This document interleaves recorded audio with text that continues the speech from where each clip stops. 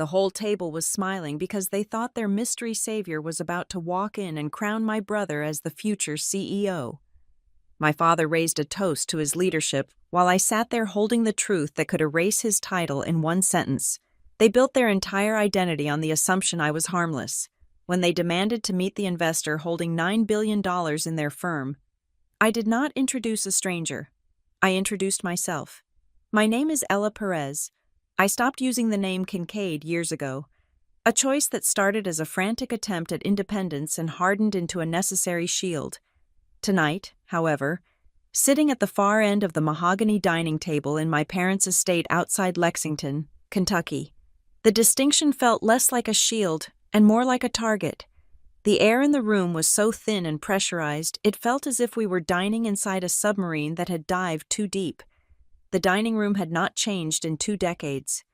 It was a cavernous space dominated by oil paintings of my ancestors, men who had built Kincaid Meridian Logistics from a single horse-drawn cart into a regional trucking empire. They stared down from the walls with stern, judgmental eyes, their expressions suggesting that none of us were quite living up to the legacy. The only sound was the scrape of silver forks against fine china, a rhythmic, polite noise that masked the violent tension radiating off my brother. Holden. Holden was 34 years old, but tonight he possessed the manic energy of a toddler on a sugar high. He could barely stay in his seat. He kept checking his watch, a heavy gold timepiece that cost more than the car I drove to get here. He adjusted his silk tie. He took a sip of water. He glanced at the empty chair set at the head of the table, opposite my father. That chair was the altar we were all worshiping at tonight. It was reserved for the representative of Crescent Harbor Trust, the mysterious savior entity that had injected capital into the family firm 3 times over the last 18 months. My father, Douglas Kincaid, sat at his usual spot, looking older than I remembered. The stress of the last 2 years had carved deep ravines into his face, but tonight, those lines were smoothed out by a potent mixture of scotch and relief. He looked at Holden with a gaze so full of pride, it actually made my chest ache, a dull, familiar throb I had learned to ignore. My mother, Mary Ann, was the conductor of this orchestra. She watched the servants pour wine with a hawk-like intensity, ensuring every glass was filled to the exact same level. When she looked at me, her eyes glazed over, sliding past my face as if I were a smudge on the wallpaper that she planned to have cleaned later. Then the doorbell rang. It was not a gentle chime. It was a resonant, deep peal that echoed through the high ceilings of the house, slicing through the polite silence like a gunshot. Holden jumped up, his chair legs screeching against the hardwood floor. He was practically vibrating. "That is him," Holden said, his voice cracking slightly. "That is our investor, the one who saved the company." Douglas set his napkin down with deliberate slowness, beaming at his son.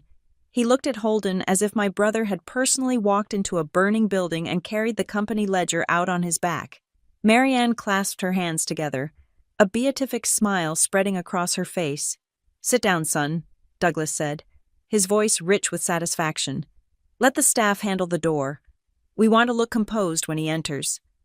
Holden sank back into his chair, but he kept bouncing his leg under the table. He turned his gaze toward me, his eyes bright with a cruel sort of amusement. He needed to vent his adrenaline, and I had always been his favorite punching bag. "Still working your little remote job?" Ella Holden asked. He made the word remote sound like a synonym for imaginary. I took a slow sip of water, letting the cold liquid ground me. "I work at Summit Grid." "Holden, you know that, right? Software," he scoffed, waving a hand dismissively. "Making apps or whatever it is you do. It must be nice not having real pressure. You know, actual stakes. People's livelihoods on the line." I stared at him. The irony was so thick I could almost taste it, metallic and bitter. He was talking about pressure to the person who had spent every night for the last 2 years analyzing his terrible decisions, reading his debt covenants, and frantically moving funds to cover the payroll he was about to miss. He was talking about stakes to the person who owned the promissory notes that kept the lights on in this house. It pays the bills. I said simply. Marianne chimed in, her voice light and airy, the tone she used when she wanted to be insultingly polite. Well, we are just glad you could make it. Ella, it is good for you to see what real success looks like. Your brother has done a miracle here. I looked at the empty chair again, the extra chair. It loomed large in my vision. They had set it with the best crystal, the heaviest silver. They were expecting a titan of industry. They were expecting a gray-haired man in a bespoke suit who would walk in, shake Douglas's hand, and tell him that Holden was a genius. They were expecting validation. I kept my face perfectly still. The mask was heavy, but I had been wearing it since I was 16. The narrative at the table began to shift, as it always did, into a retelling of history that painted the Kincaid men as infallible heroes. It was touch and go there for a while, Douglas admitted, swirling his scotch.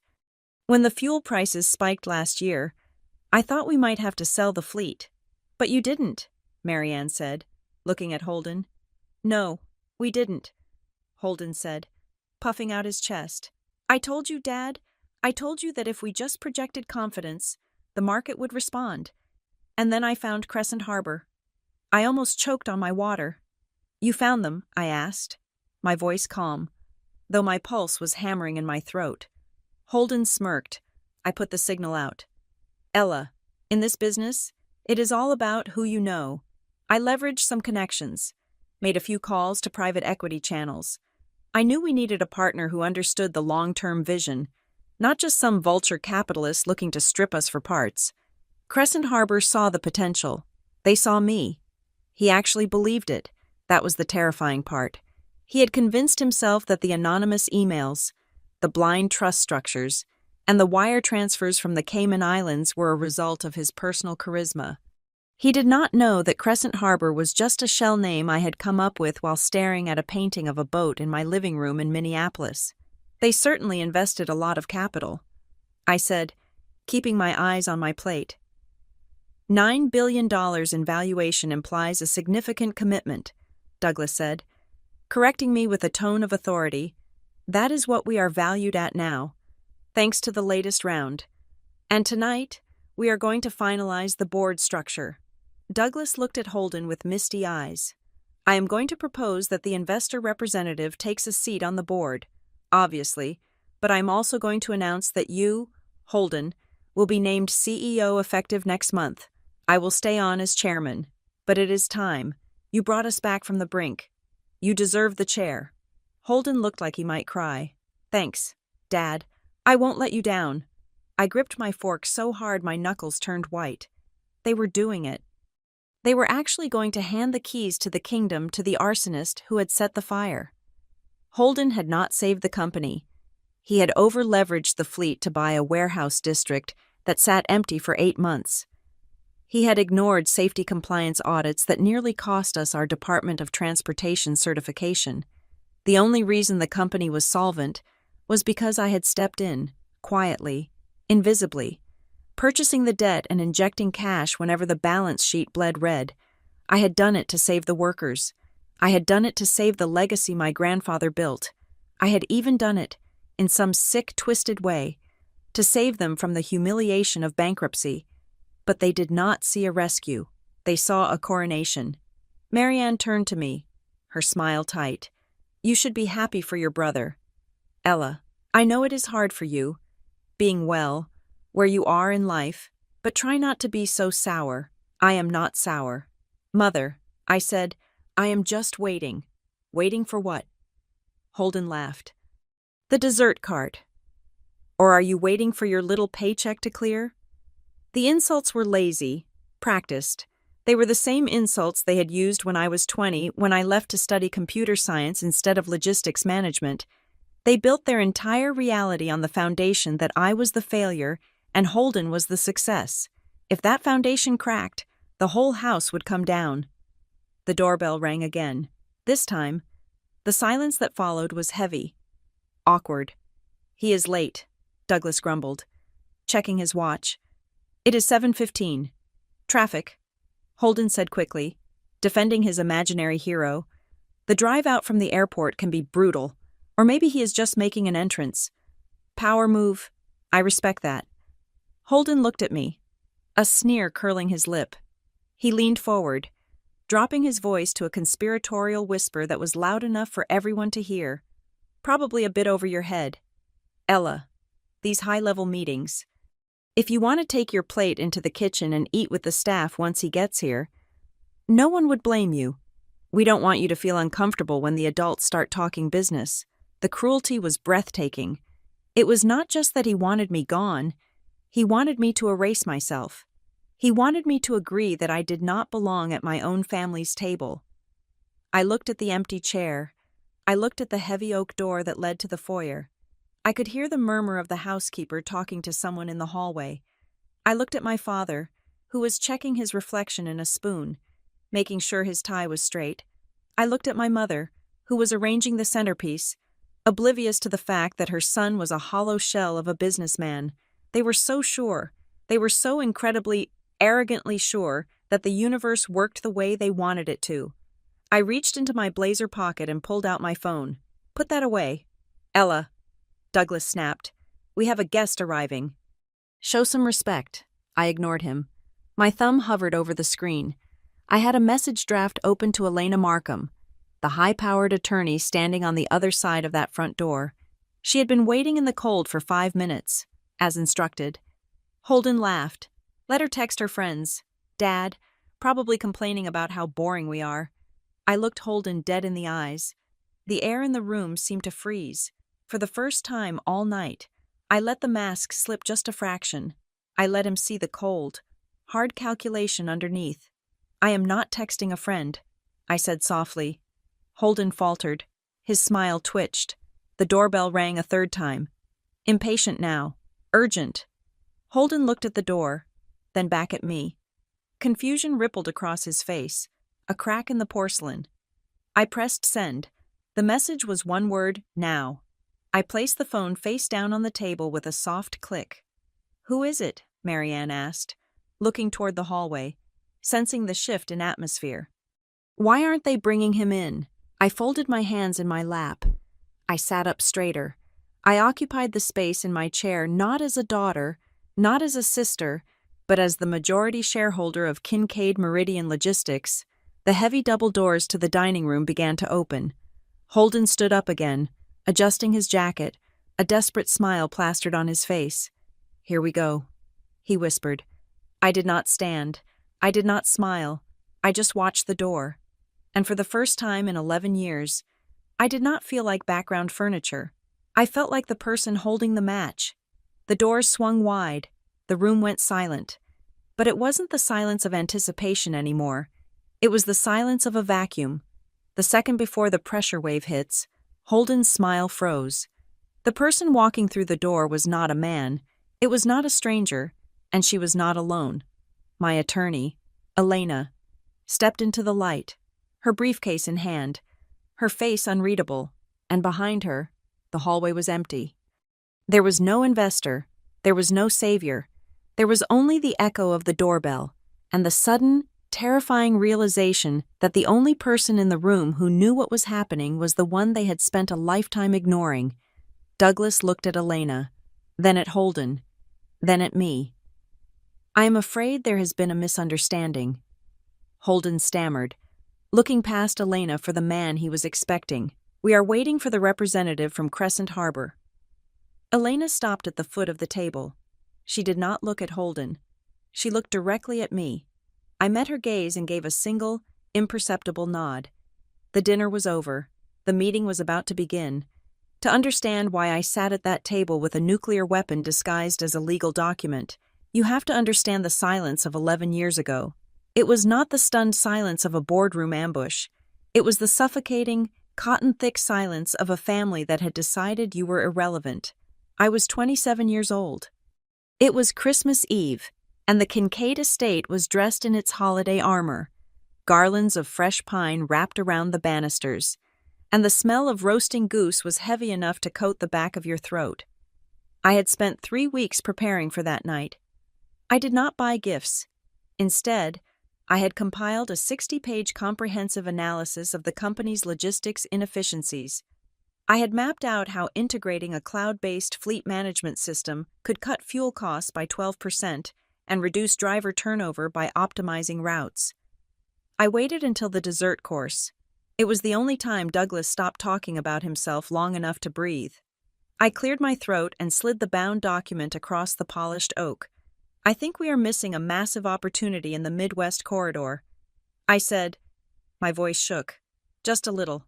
If we upgrade the legacy dispatch software, we can predict maintenance failures before they happen. I have outlined the vendor options here. Douglas looked at the binder as if I had placed a dead rat next to his plum pudding. He did not open it. He did not even read the title.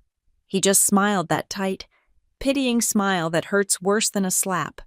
Ella, honey, he said, his voice dropping an octave, the way one speaks to a slow child. We are eating, and besides, you know I do not like fixing things that aren't broken. Trucks run on diesel. Sweetie, they do not run on data, but we are losing margin. I insisted. I showed him the graph on the cover. Holden is buying new tractors, but we aren't utilizing the ones we have efficiently. Holden, who was 23 at the time and fresh out of a business degree he had barely passed, laughed. He crumbled a piece of bread roll between his fingers. You are playing video games. Ella, Holden said. Computers aren't a real industry. Trucks are real. Warehouses are real. You can't haul steel with a spreadsheet. You are trying to make things complicated because you don't understand the grit of the job. I looked to my mother for support. Marianne was checking her reflection in the back of a spoon. Your brother is right, she said vaguely. Why do you always have to make life harder than it needs to be? Ella, you are 27. When I was 27, I had a toddler and a house to run. Maybe if you focused less on telling your father how to do his job and more on finding a nice man, you wouldn't be so angry all the time. I felt the heat rise up my neck. It wasn't anger. It was desperation. I was trying to hand them a map to the future, and they were mocking me for not using a compass. That was the night I realized I was not a Kincaid to them. I was an accessory. I was a placeholder until I could be married off to someone who would take me off the payroll. I left 2 days later. I did not storm out. I did not make a scene. I simply packed my life into my Honda Civic and drove north. I chose Minneapolis because it was cold. It was industrious.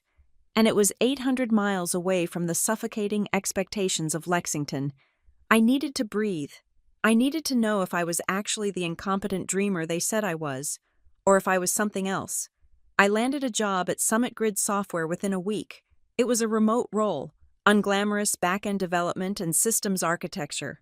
For the first time in my life, nobody cared about my last name.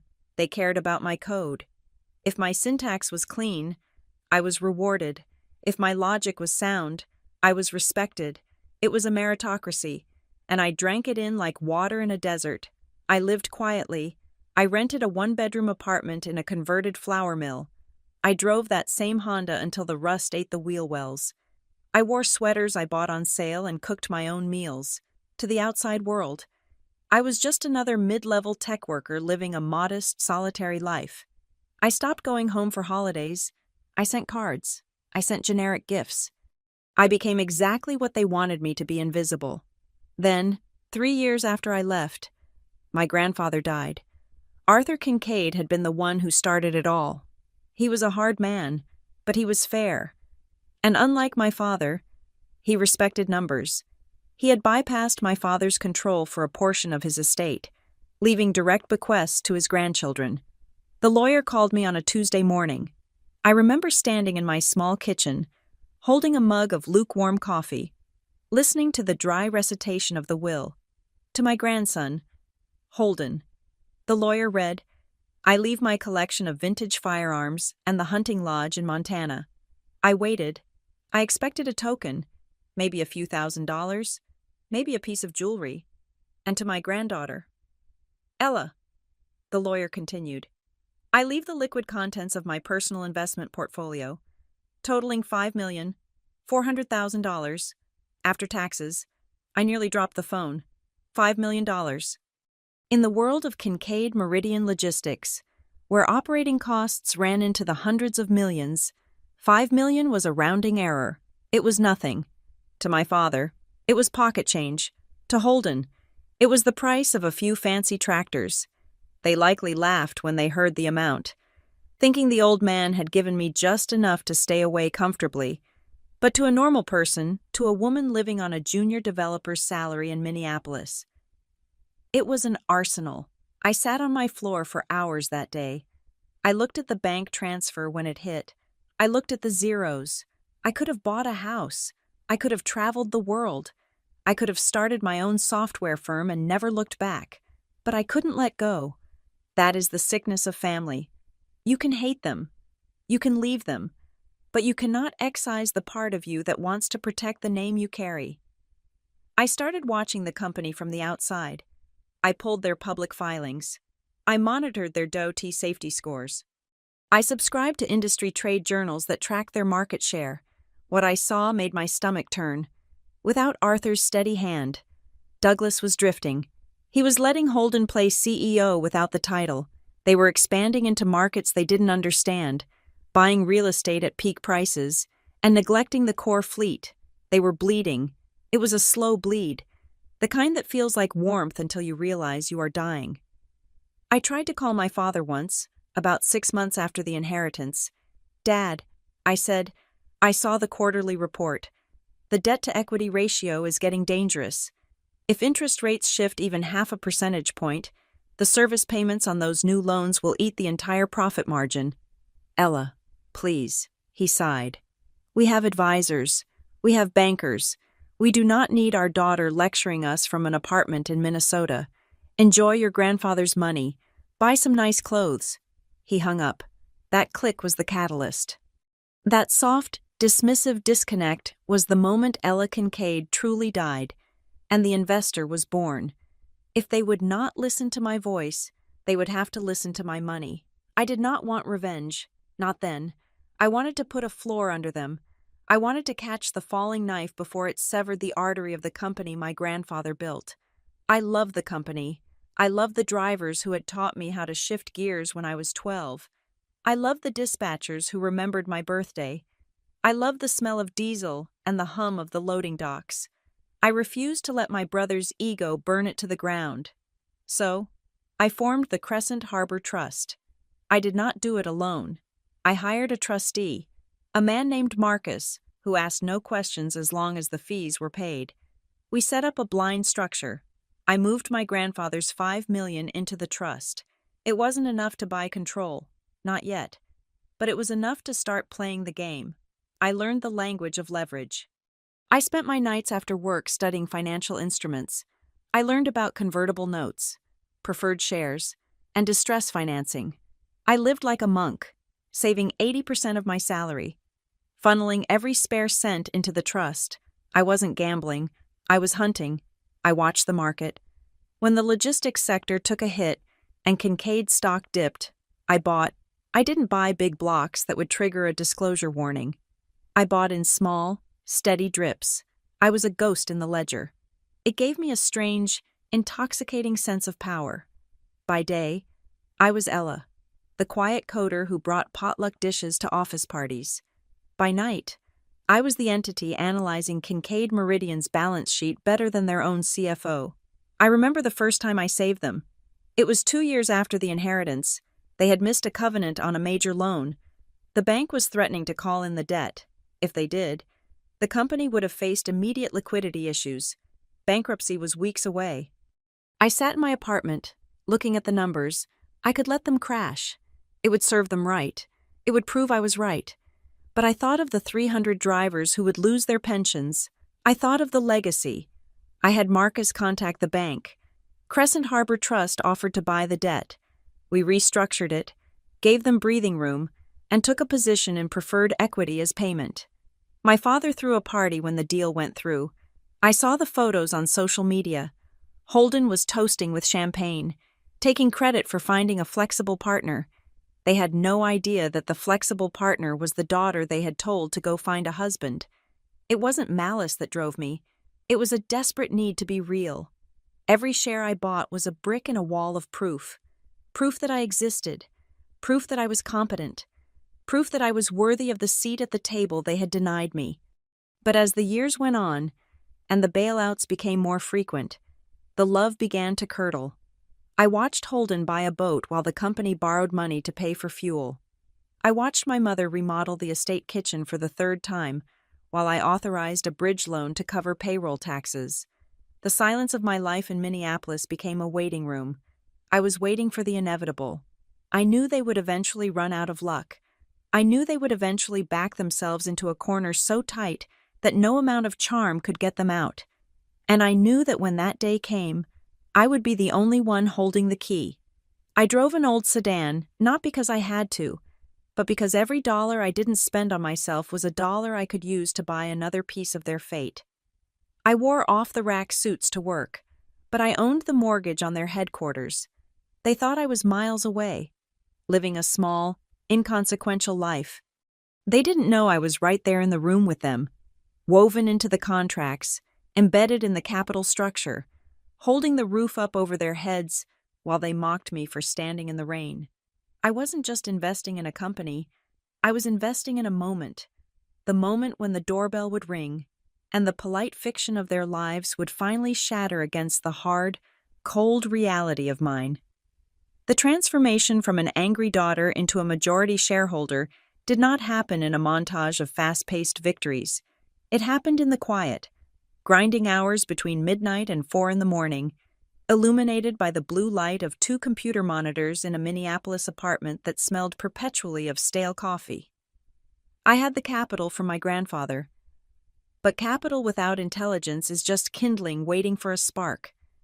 I knew how to write code, how to structure a database, and how to optimize a server stack. I knew nothing about corporate governance, debt covenants, or the intricate machinery of high finance logistics, so I went to school. My classroom was the Edgar database of the Securities and Exchange Commission and the pile of trade publications I subscribed to under a pseudonym. Night after night, after finishing my shift at Summit Grid, I would close my work laptop and open my personal machine. I learned to read a balance sheet not just for the numbers, but for the secrets hiding in the footnotes. I learned that profit is an opinion, but cash is a fact. I studied the margins of trucking competitors, analyzing why Old Dominion thrived while YRC struggled. I memorized the fuel surcharge tables. I learned exactly how much a Class 8 tractor depreciated the moment it drove off the lot. I treated Kincaid Meridian Logistics not as my family's business, but as a biological specimen I was dissecting. I pulled every public filing available. Since the company had taken on outside debt years ago to fuel Douglas's earlier expansions, they had reporting requirements. I read them all. I found the cracks in the foundation that nobody else was looking for. But knowledge was not enough. I needed a vehicle. I could not simply write a check signed by Ella Perez. The moment my name appeared on a term sheet, Douglas would shred it, and Holden would laugh. I needed a mask that looked like a fortress. I found Elena Markham 6 months into my research. She was not a strip mall lawyer, nor was she one of the flashy corporate sharks who advertised on billboards. She was a partner at a boutique firm in Chicago that specialized in blind trusts and high net worth anonymity. I met her in a diner halfway between Minneapolis and Chicago. I wore a gray hoodie and jeans. She wore a suit that cost more than my car. I remember sliding the folder across the sticky table. Inside was my proof of funds and a diagram of what I wanted to build. Elena drank her black coffee and read the papers in silence. She read for 20 minutes while I picked at a muffin. Finally, she looked up. "This is aggressive," she said. Her voice was neutral, professional. "You are looking to acquire distressed debt with a conversion clause. You want to be the lender of last resort." "Yes," I said, "and you want the entity to be completely opaque." She continued, "The target company cannot know the beneficiary. They can never know." I answered. Elena nodded. She did not ask why. She did not ask about the morality of targeting my own family. She simply billed me by the hour. We created the Crescent Harbor Trust the following week. We chose the name because it sounded vague, established, and safe. It sounded like old money. It sounded like the kind of institution Douglas Kincaid would respect. We hired a professional trustee service to sign the documents. My name was buried so deep in the paperwork that you would need a subpoena and a forensic accountant to find it. However, the beginning was not a straight line up. I almost lost everything before I even started. Early on, I got arrogant. I saw a fuel futures contract that looked like a sure thing.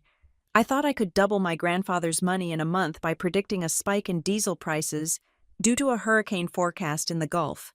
I put nearly $500,000 into the position. The hurricane turned east. The fuel prices dropped. The contract expired worthless. I lost $500,000 in 48 hours.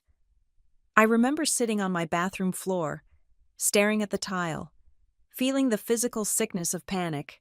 That was money I could never replace. I had treated the market like a casino, and the house had won. I realized then that I was not smarter than the market. I was small, and I was vulnerable. I stopped gambling that day. I swore I would never again bet on what I thought would happen. I would only invest in what was already broken. I shifted my strategy from speculation to patience. I became a vulture. I waited. I watched the logistics sector enter a recession, when the market hated trucking, when fuel costs were high and shipping volumes were low. That is when I woke up. The first opportunity came 18 months after I started. Kincaid Meridian was facing a liquidity crisis. Holden had convinced Douglas to upgrade the trailer fleet right before a major drop in retail shipping. They had the new trailers, but they did not have the cash to pay the quarterly insurance premiums. If they missed the payment, their operating authority would be suspended. They needed $3 million. Fast. The banks were closed to them because their debt-to-EBITDA ratio was already too high. They were toxic to traditional lenders. I instructed Elena to make the call. Crescent Harbor Trust approached the Kincaid CFO with an offer. We would provide a bridge loan of $3 million. The interest rate was high, 8%, but the terms were quick. The catch was the structure. It was a convertible note. If the company failed to repay the principal within 24 months, or if they missed a covenant, the debt would convert into equity. Specifically, preferred shares with voting rights. They took the money. They had no choice. I remember the adrenaline spike when Elena confirmed the wire transfer. I owned a piece of them.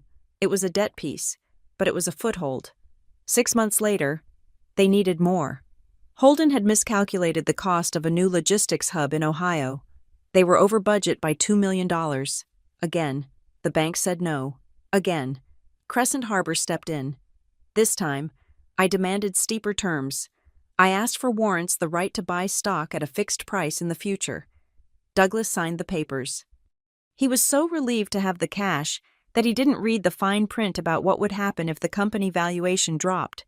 The most surreal part was listening to my family talk about me. I still called home occasionally, maintaining the charade of the distant, struggling daughter. During one call, Holden brought up the investor. We have this group out of Chicago. Holden bragged, Crescent Harbor. They are very private, very exclusive. They reviewed our operations and realized we are undervalued. They believe in my vision. Ella, they are pouring millions into the company because they know I am going to take it to the next level. I gripped the phone tight. He had turned a predator into a patron. He had convinced himself that the shark circling the boat was actually a dolphin guiding him to safety. They sound smart, I said, my voice flat. They are, Holden said. They understand that you have to spend money to make money. Unlike you. By the way, Mom says you are still driving that 10-year-old Honda. It is embarrassing. Ella, it was embarrassing. Perhaps, to him, to me, it was strategic camouflage. I kept my lifestyle aggressively modest. I stayed in the same apartment. I clipped coupons. I wore clothes until they wore out. My colleagues at Summit Grid thought I was saving for a house or paying off student loans. They had no idea that the woman eating a turkey sandwich in the break room had just authorized a $4 million capital injection into a mid-sized logistics firm. Invisibility was my shield. If I had shown up in a Mercedes or bought a condo in the upscale part of town, questions would be asked.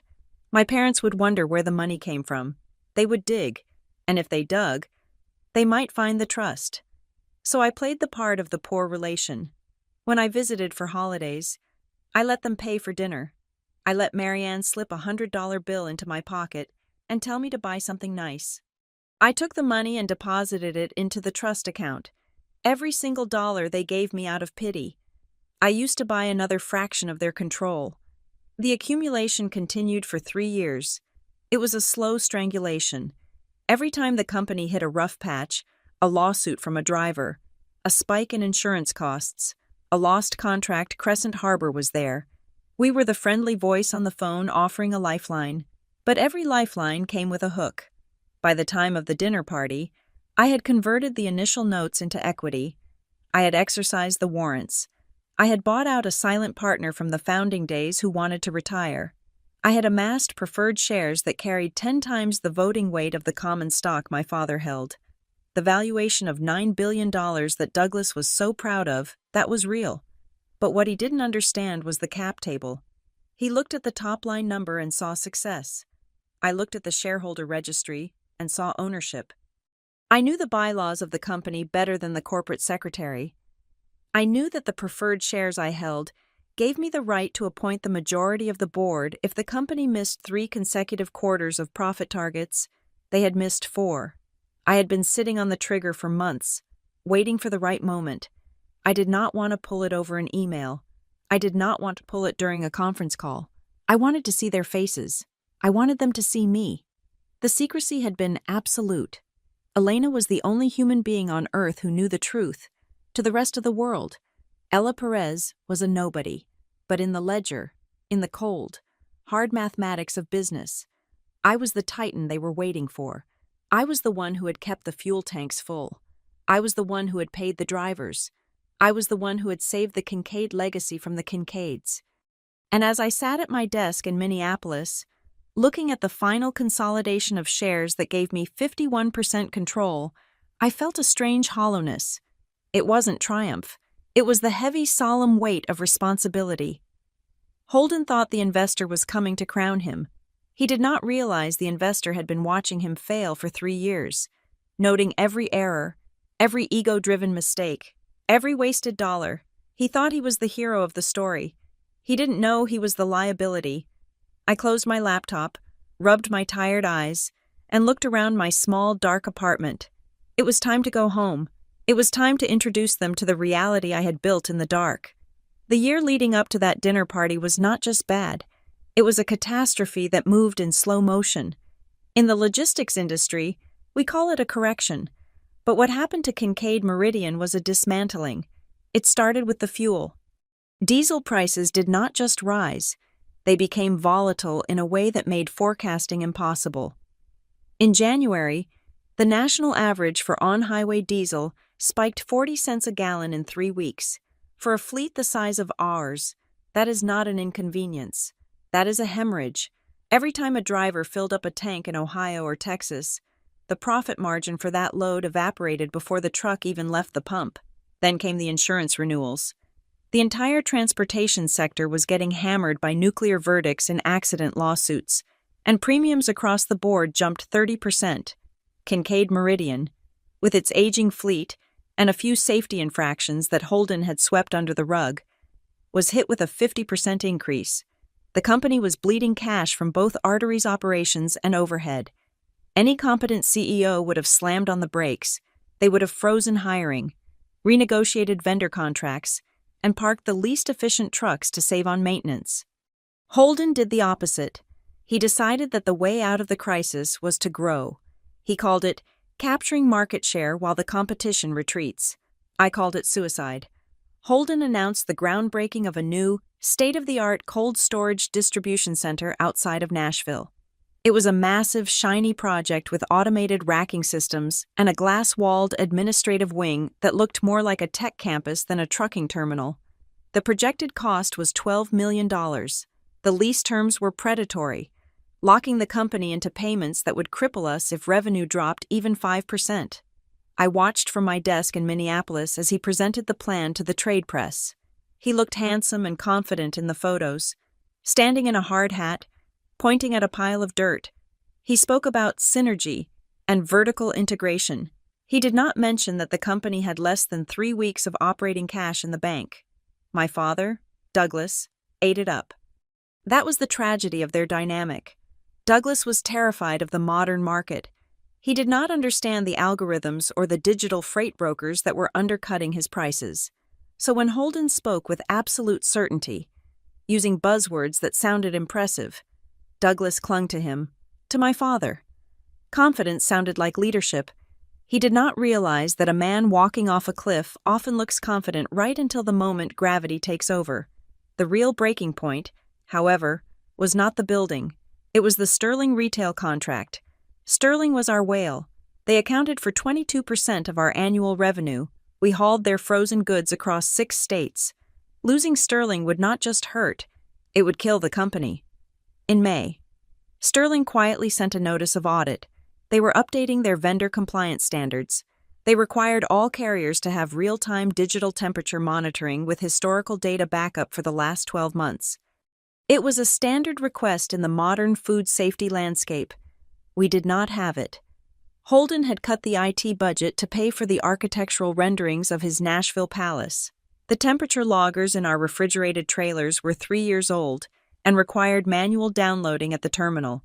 They were not real-time, and they certainly were not cloud-integrated. If we failed the audit, Sterling would trigger the termination clause in the contract. We would lose the revenue, but we would still be on the hook for the truck leases we had signed to service them. I saw the audit notice because I had access to the server backend. I saw the panic emails flying between the operations manager and Holden. We need to buy the upgrade, the manager wrote. It is $400,000 for the fleet hardware. We do not have it, Holden replied. Stall them. Tell them we are transitioning systems. Send them the manual logs and tell them the data is corrupted if they ask for more. He was going to lie to a Fortune 500 client. He was going to gamble the entire company on the hope that a compliance officer at Sterling would be too lazy to check. The bank smelled the rot before the audit even happened. Our primary lender, a regional bank that had backed the Kincaids for 30 years, suddenly tightened the leash.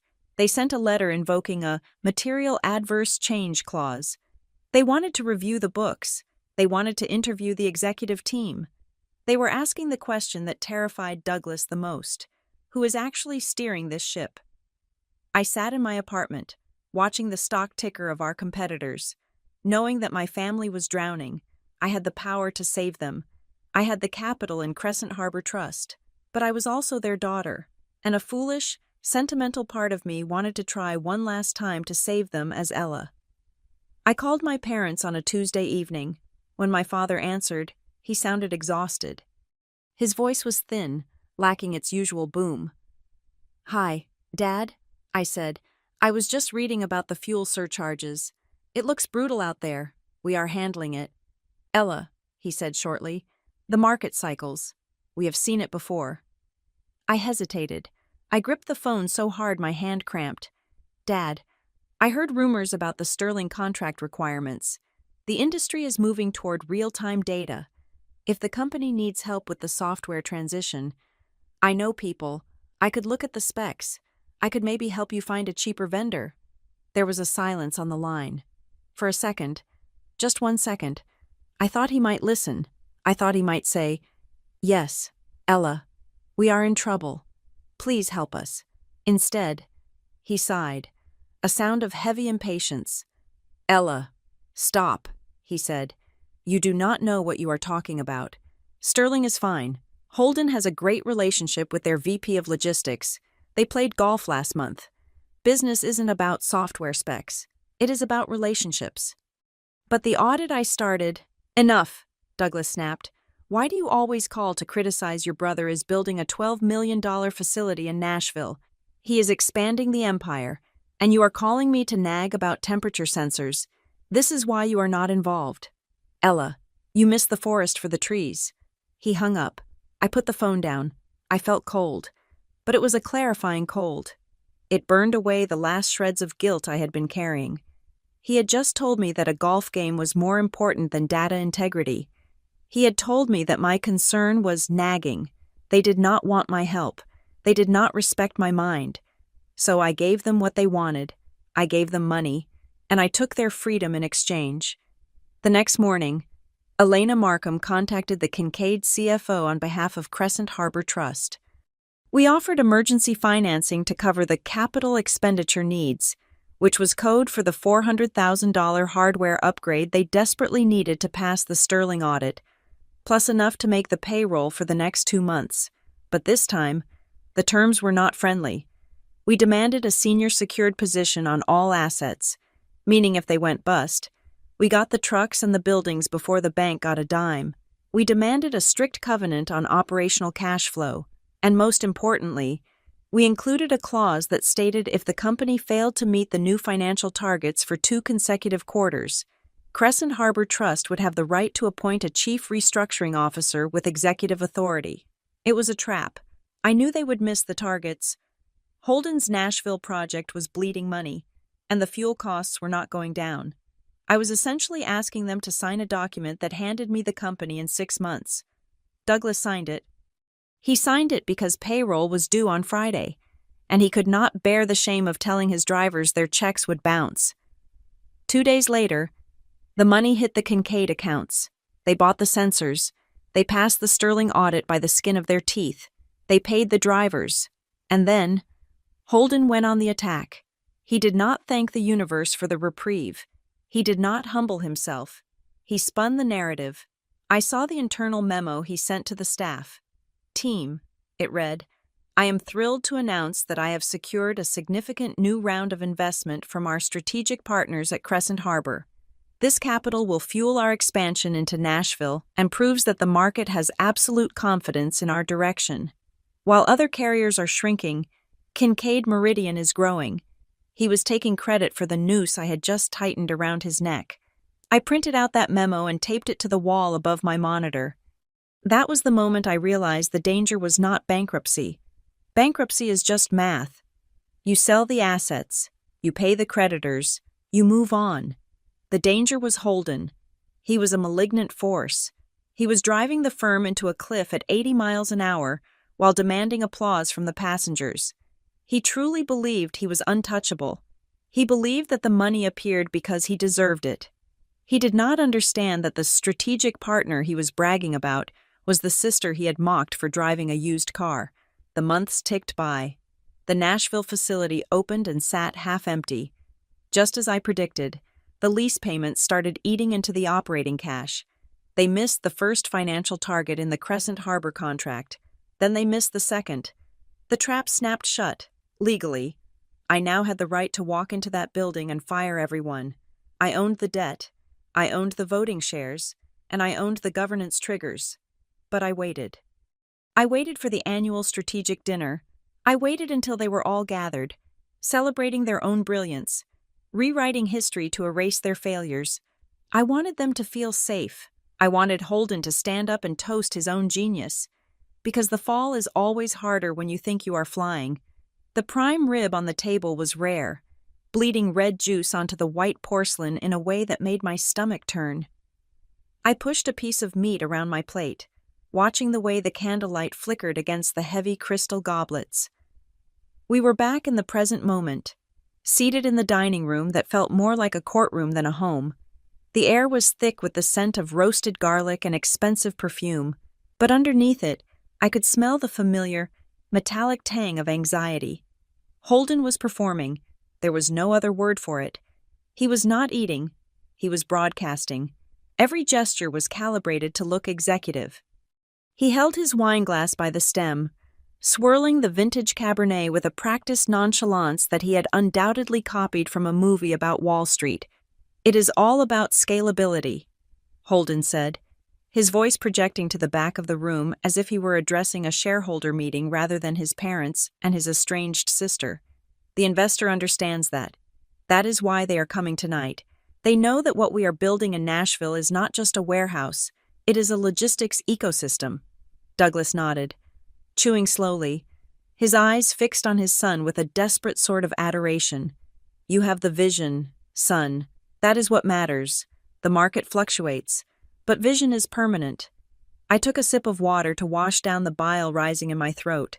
They were congratulating each other on a building that was currently operating at 30% capacity and losing $40,000 a month in overhead.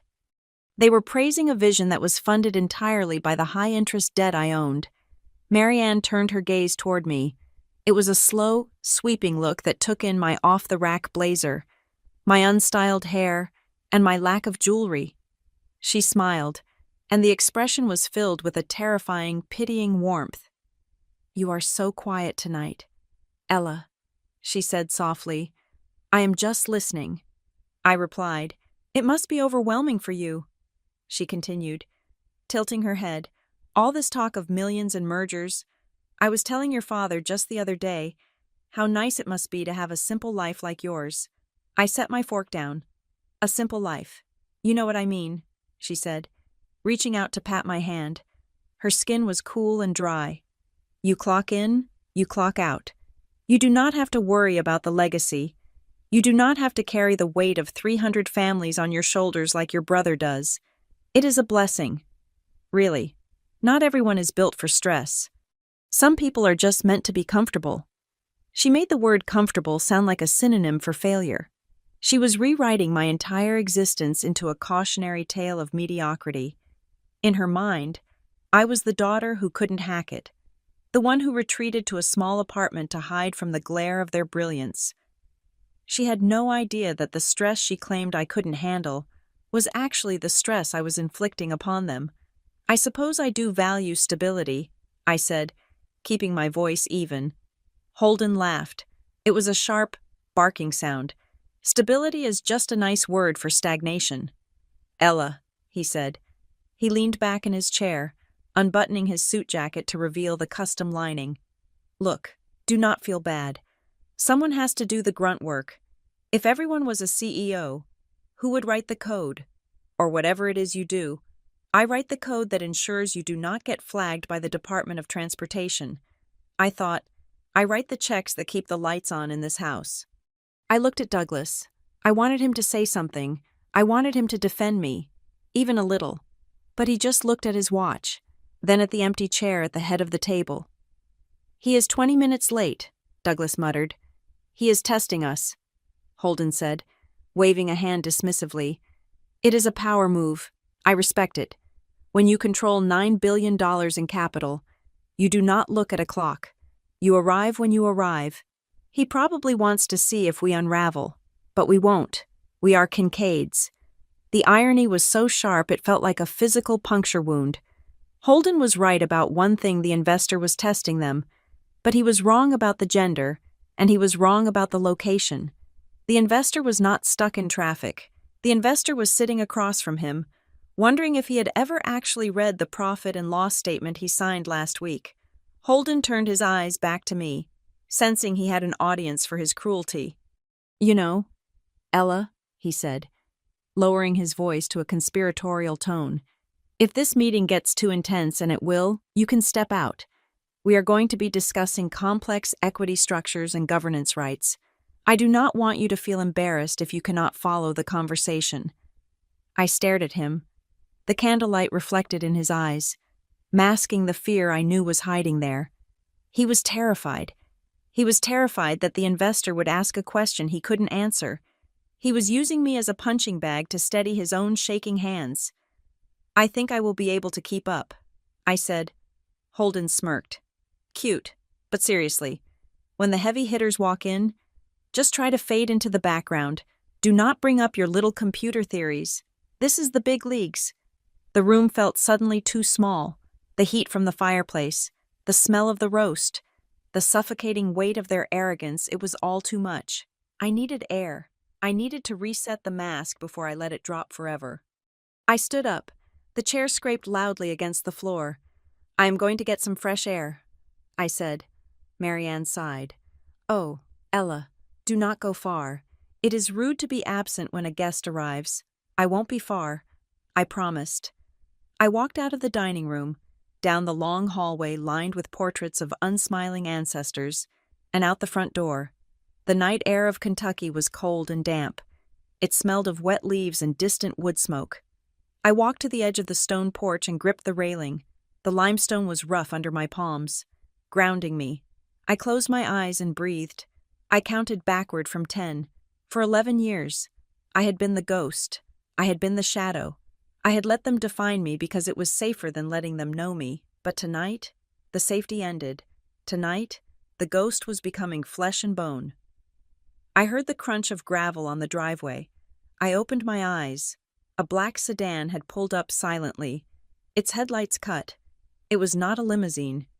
It was a practical, high-end town car. The back door opened, and a woman stepped out. Elena Markham was 45 years old, with hair the color of steel wool and eyes that could read a contract from across the room. She wore a charcoal suit that was tailored to perfection, and she carried a leather briefcase that looked like it contained secrets of state. She did not smile. She did not wave. She simply walked up the steps to where I stood. She looked at me, searching my face for any sign of hesitation. "Are we doing this?" she asked. Her voice was low, devoid of drama. To her, this was a transaction, a governance correction. I looked back at the house. Through the window, I could see the warm glow of the dining room. I could see Holden pouring another glass of wine. I could see my mother laughing at something Douglas said.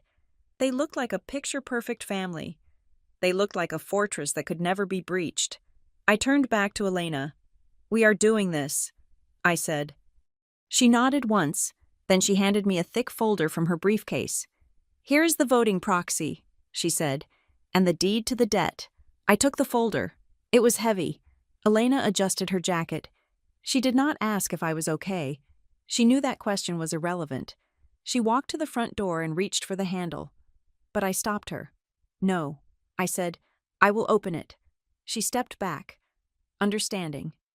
I took a deep breath. The cold air filled my lungs, sharp and clean. I was not Ella the daughter anymore. I was not Ella the disappointment. I was Crescent Harbor Trust. I turned the brass handle and pushed the heavy oak door open. We walked into the foyer. The house was silent. The servants had retreated to the kitchen. I could hear Holden's voice drifting from the dining room. "I am just saying, Dad," he was booming, "once we get the capital infusion, I am going to buy out that competitor in Ohio. We will dominate the lane."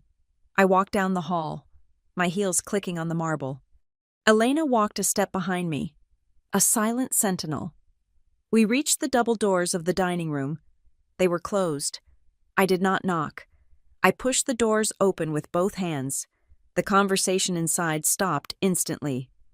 Holden jumped up from his seat. He smoothed his tie, his face lighting up with that desperate, eager smile. He looked toward the door, his eyes scanning the space at eye level, looking for a tall man, looking for a savior. He saw me first. His smile faltered. Confusion rippled across his face. "Ella," he said, his tone annoyed. "I thought you were outside. Move out of the way. He is—" Then he saw Elena standing behind me. He froze.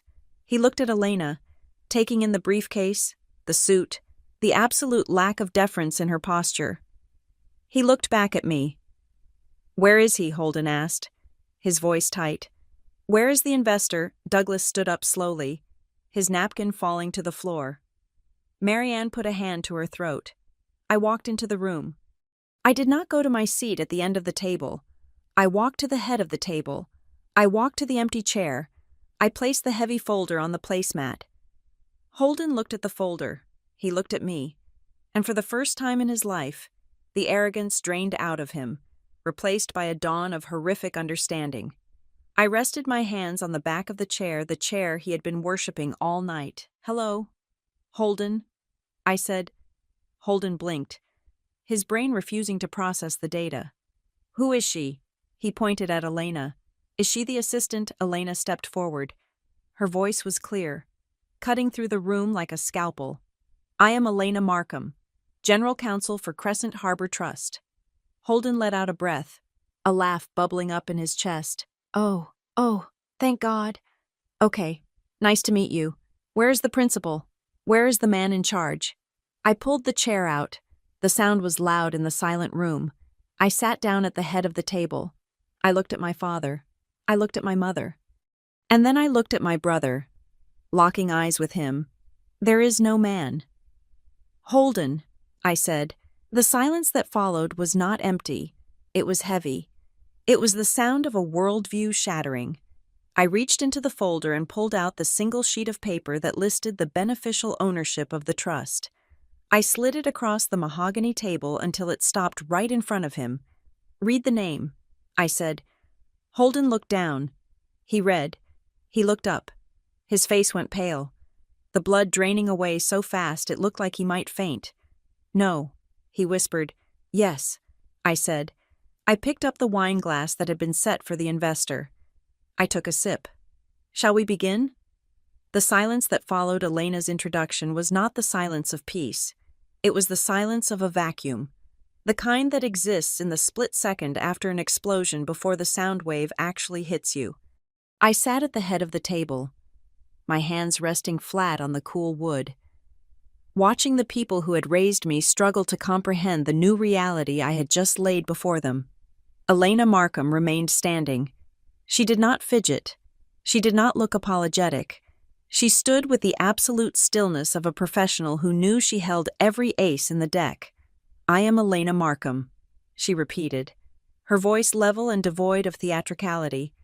"I am the lead counsel and trustee for Crescent Harbor Trust, and as of the filing closed at 4 o'clock this afternoon, I am here to represent the majority shareholder of Kincaid Meridian Logistics."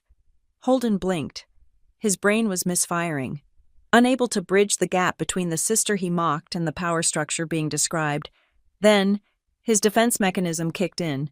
He laughed. It was a loud, jagged sound that bounced awkwardly off the high ceilings. He leaned back in his chair, shaking his head, looking around the table as if inviting everyone else to share in the joke.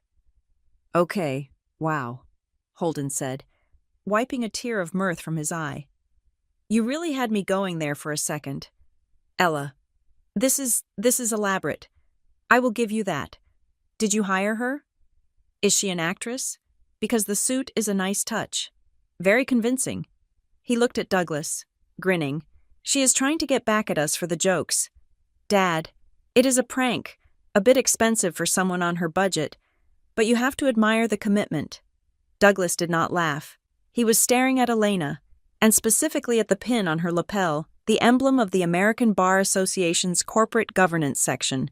He knew enough about the legal world to know that the woman standing there was not an actor. The quality of her leather briefcase, the weight of the papers she had placed on the table, the cold intelligence in her eyes, none of that could be rented from a casting agency. "Holden," Douglas said, his voice a low rumble of warning. "Be quiet." Holden ignored him. He was too deep in his denial. "Come on, Dad," Holden insisted. "Look at her. It is Ella. She fixes bugs in software. She lives in a 1-bedroom apartment.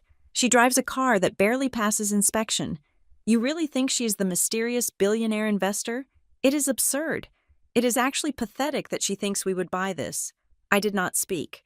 I simply reached into my pocket and pulled out my phone. I unlocked the screen and navigated to my contacts. I scrolled down to a number I had saved years ago but never used until today. It was the direct line to Walter Henderson, the corporate secretary of Kincaid Meridian. Walter was a man of the old guard, loyal to the bylaws above all else. He was the keeper of the corporate seal, the man who recorded the minutes of every board meeting. I placed the phone in the center of the table, right next to the floral centerpiece. I pressed the speaker button. The dial tone purred through the room, loud and rhythmic. "Who are you calling?" Marianne asked, her voice trembling. "Ella, stop this immediately. It is not funny anymore." The line clicked open. Kincaid Meridian, corporate secretary's office, Walter speaking. His voice was familiar, steady, and confused. It was 8 o'clock at night. He was not expecting a call. "Hello, Walter?" I said. "This is Ella Perez." There was a pause. "Oh. Hello? Ms. Perez? Is everything all right? Is your father with you?" "Yes. He is right here." I said, "But I'm not calling for him. I'm calling to confirm a transaction for the record. Walter, can you please read the top line of the updated shareholder registry that was certified by the transfer agent this afternoon?" Holden rolled his eyes. "This is ridiculous. She probably bribed him." Walter cleared his throat on the other end of the line. I could hear the rustle of paper. "Well, yes," he said, his voice hesitant but clear. We received the certification at 4:30. The new controlling entity is Crescent Harbor Trust, holding 51% of the voting common stock, along with 100% of the Series A and Series B preferred shares. And what is the current valuation of that position based on the last financing round, I asked. Walter hesitated again. He sounded uncomfortable, as if saying the number out loud made it too real. Based on the capitalization table from the last injection, the position is valued at approximately $4.6 billion, with the total company valuation holding at $9 billion. Thank you, Walter, I said. That will be all. I ended the call. The silence that returned was different this time. It wasn't empty, it was heavy, like the room had been filled with concrete. Holden sat frozen, his mouth slightly open, the smirk dying a slow, painful death on his lips. He looked at the phone as if it were a venomous snake that had just bitten him. Douglas went pale. It was a terrifying transformation. The ruddy, healthy color of his face drained away in seconds, leaving him looking gray and old. He gripped the edge of the table, his knuckles turning white. He looked at me, really looked at me. For the first time in a decade, he did not see his daughter. He saw a predator. Marianne let out a small, strangled sound. Her hands, which had been perfectly manicured and steady all evening, began to shake violently. She clasped them together to stop the tremors, but her whole body seemed to vibrate with the shock. "It is not possible," Holden whispered. He stood up, knocking his chair back against the wall. It fell with a loud crash, but nobody flinched. "You can't have that kind of money. Grandpa left you $5 million. That is it. You can't turn $5 million into $4 billion. It is mathematically impossible. You are lying. You are running a scam." Elena stepped forward then. She opened her briefcase and pulled out a thick stack of bound documents. She did not toss them. She slid them across the table with precision. They came to a rest directly in front of Douglas. "It is not a scam." "Mr. Kincaid," Elena said, "it is compound interest, aggressive leverage, and 10 years of very smart, very high-risk maneuvering. Here are the audit trails. Here are the purchase orders for the debt. Here are the bank records showing the capital flow from Crescent Harbor into Kincaid Meridian." Douglas opened the file. His hands shook as he turned the pages. He saw the signatures. He saw the dates. He saw the undeniable truth printed in black and white. "You bought the debt," Douglas whispered, his voice hoarse. "When the bank wanted to foreclose in 2019, that was you." "Yes," I said. "And the fuel bridge loan last winter, when we couldn't pay the suppliers." "Yes," I said. "And the expansion financing," Holden shouted, pointing a finger at me. "The money for Nashville. The money that proved I was a genius." I looked at him calmly. "The money that kept you out of prison." "Holden," I corrected him, "you were trading while insolvent. If Crescent Harbor hadn't injected that capital, the auditors would have flagged you for fraud. I didn't fund Nashville because I believed in it. I funded it because if I hadn't, the company would have collapsed, and you would have been liable for gross negligence." Holden recoiled as if I had slapped him.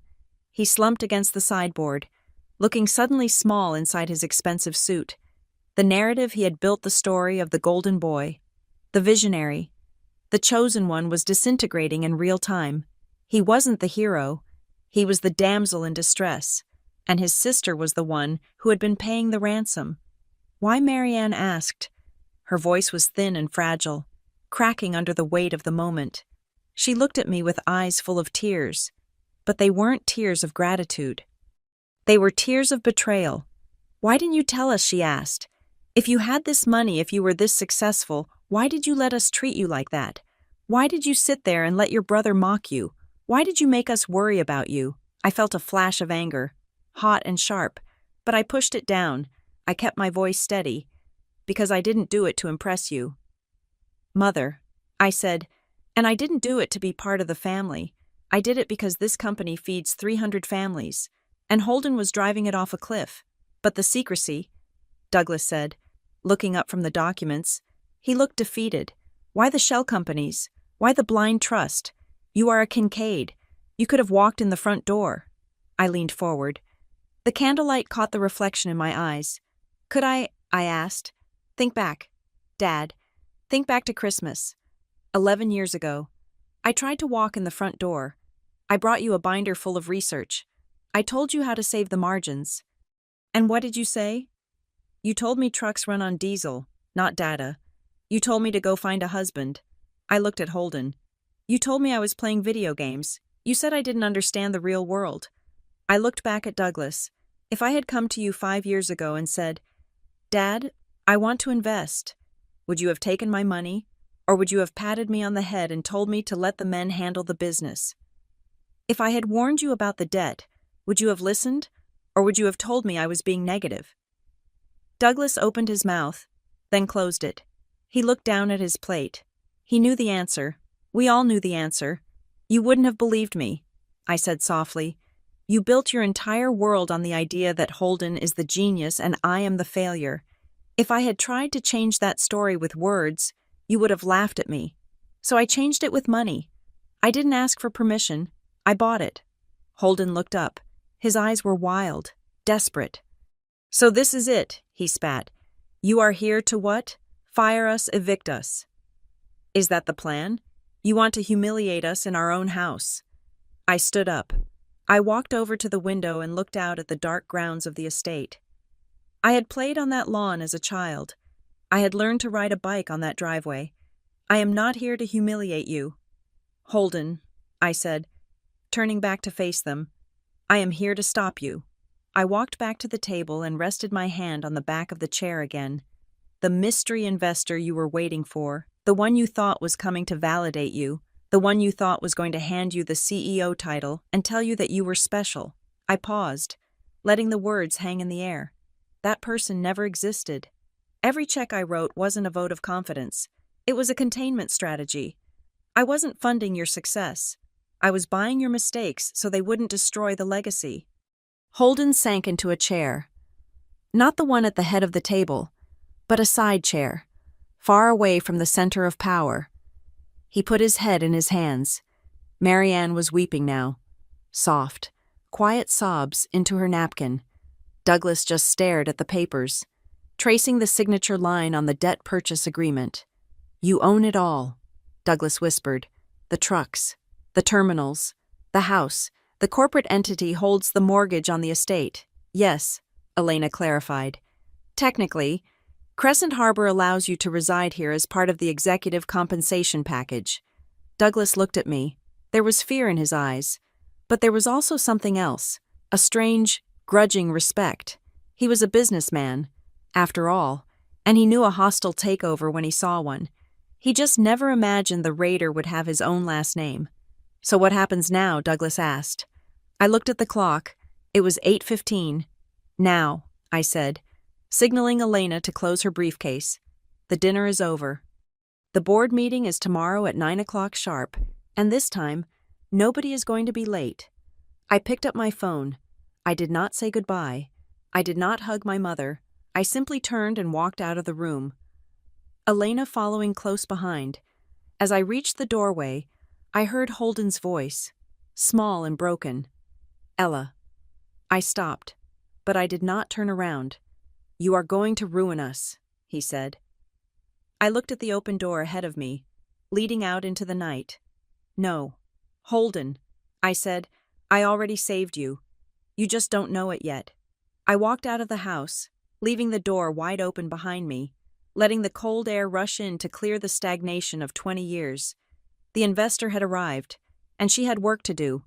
The cold air I had let in through the front door was swirling around the dining room, but the temperature drop had nothing to do with the weather. It was the chill of absolute, irreversible exposure. I had dropped the bomb, and now I was watching the fallout settle over the prime rib and the heavy silver candlesticks.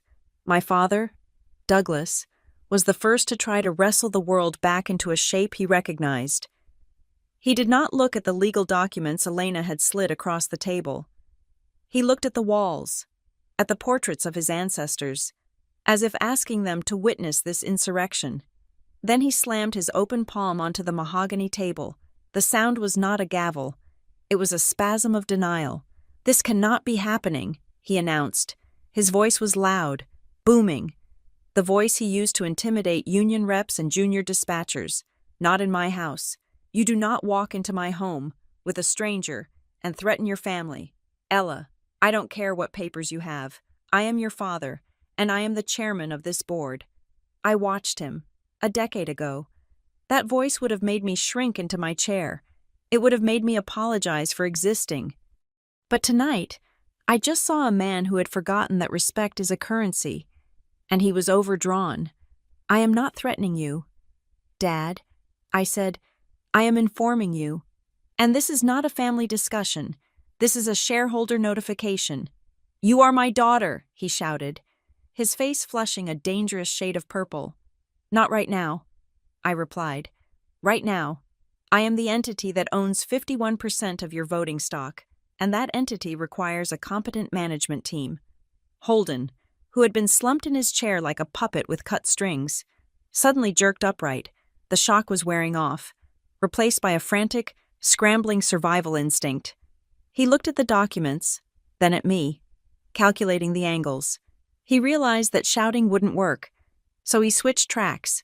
He put on his negotiator face, the one he used when he was trying to lowball a vendor. Okay, let's all take a breath, Holden said, holding up his hands. Ella, seriously, you made your point. You are the investor. That is impressive. I mean it. I underestimated you. We all did. He let out a short, nervous laugh. But let's be real. You don't want to run a logistics company. You are a coder. You live in Minneapolis. You don't know the first thing about managing a fleet of 2,000 trucks. So, here is what we do. We bring you on as a silent partner. We give you a board seat hell. We will give you 2. You keep the equity. I keep the CEO title. And we run this thing together, a family dynasty. I looked at him, marveling at the sheer density of his ego. Even with the evidence of his incompetence spread out before him, he still believed he was essential. Holden, I said, my voice quiet. You missed 3 debt covenants in 2 years. You falsified a compliance report to the Department of Transportation. You leased a warehouse for $12 million that is currently housing nothing but dust. I am not looking for a partner. I am looking for accountability. His face hardened.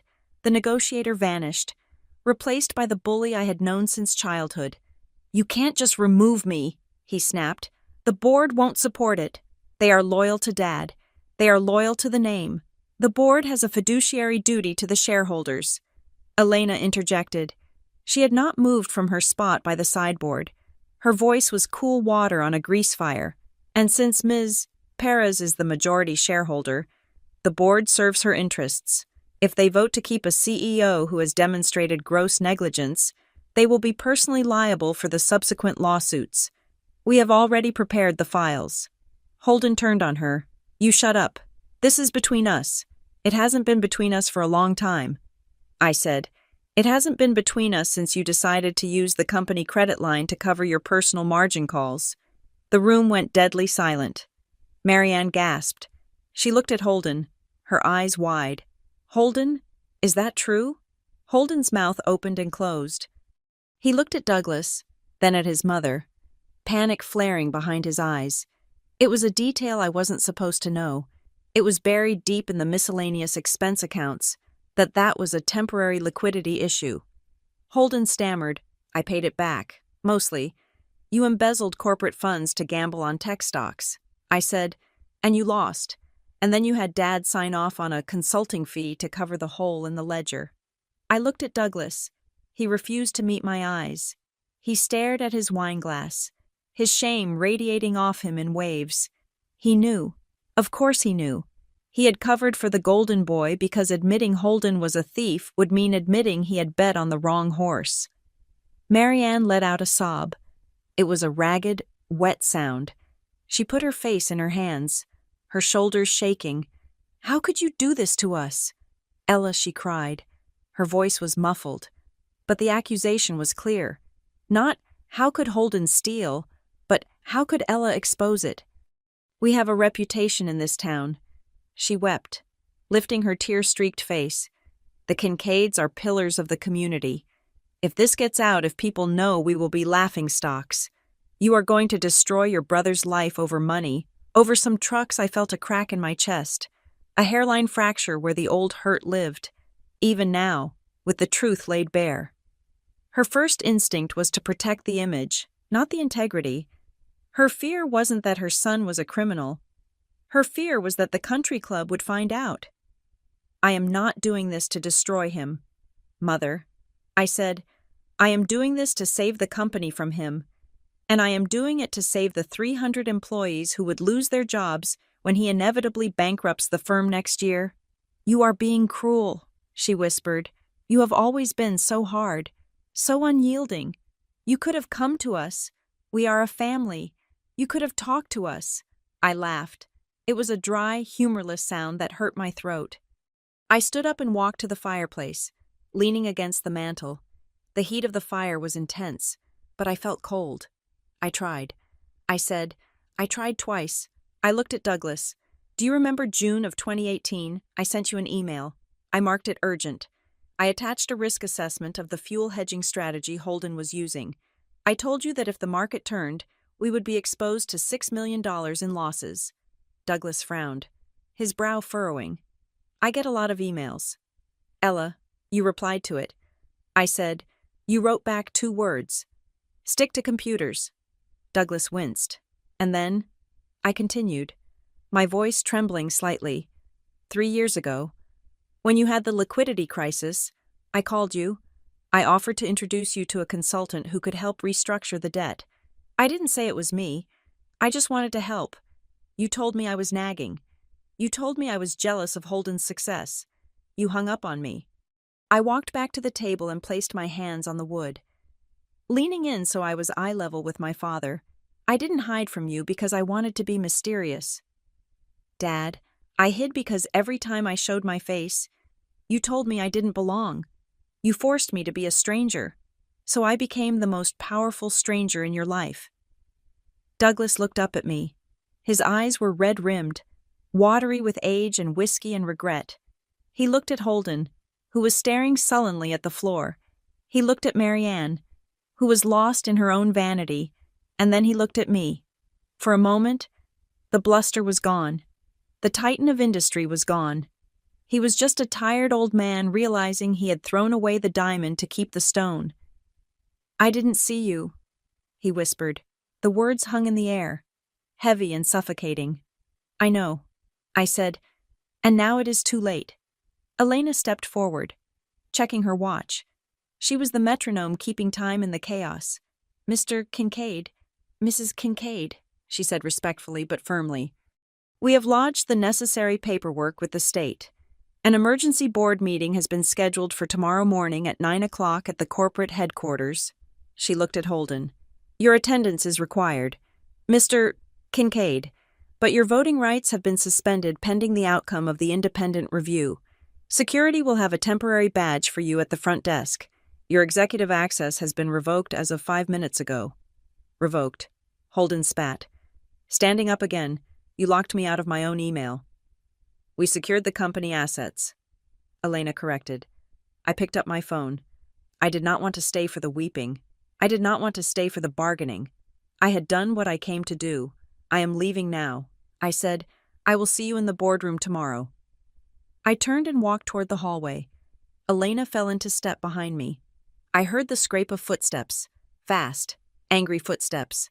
Ella, wait. It was Holden. He followed me out of the dining room, catching up to me in the high-ceilinged foyer, right beneath the crystal chandelier that cost more than my first year's salary. He grabbed my arm. His grip was tight, desperate. I pulled my arm away, stepping back. Don't touch me. Holden stood between me and the door. His face was a mask of sweat and terror. The bravado was gone. The negotiator was gone. This was just raw fear. You can't do this, he hissed, his voice dropping to a whisper so our parents wouldn't hear. You don't understand. I need this. I am the CEO. That is who I am. If you take this away, who am I? That is a question you should have asked yourself 10 years ago, I said. He stepped closer, his eyes pleading. Ella, please, think about the name, the Kincaid name. It means something. You need us. You need the family legitimacy. You can't just run this thing as an outsider. People won't respect you. You need me to be the face of it." I looked at him. I looked at the brother who had spent a lifetime making me feel small so he could feel big. I saw the hollowness inside him, the vast, empty space where his character should have been. He thought I needed him. He thought that despite everything, the billions of dollars, the control, the strategy, I was still the little sister who craved approval. I shook my head slowly. "You are wrong." "Holden," I said. I stepped around him, moving toward the heavy oak door. I put my hand on the latch. "I don't need the family name. I never did." I opened the door. The night air rushed in again, cold and purifying. "You needed my silence," I said, looking back at him one last time, "and you can't afford it anymore." I walked out onto the porch. Elena followed, closing the door firmly behind us. The sound of the latch clicking into place was final. It was the sound of a vault locking. I walked down the steps to where Elena's car was waiting. My legs felt shaky, not from fear, but from the adrenaline crash. I felt a phantom urge to go back, to hug my mother, to tell my father I loved him, to try to fix the emotional wreckage I had just created. But I kept walking. Closure is a myth. It is a fairy tale people tell themselves to sleep better at night. You don't get closure from people who cannot see you. You don't get closure from a family that values a lie more than the truth. I got into the back seat of the car. Elena got into the driver's seat. She didn't say anything. She just started the engine. As we drove away, I looked back at the house. The lights were still on in the dining room.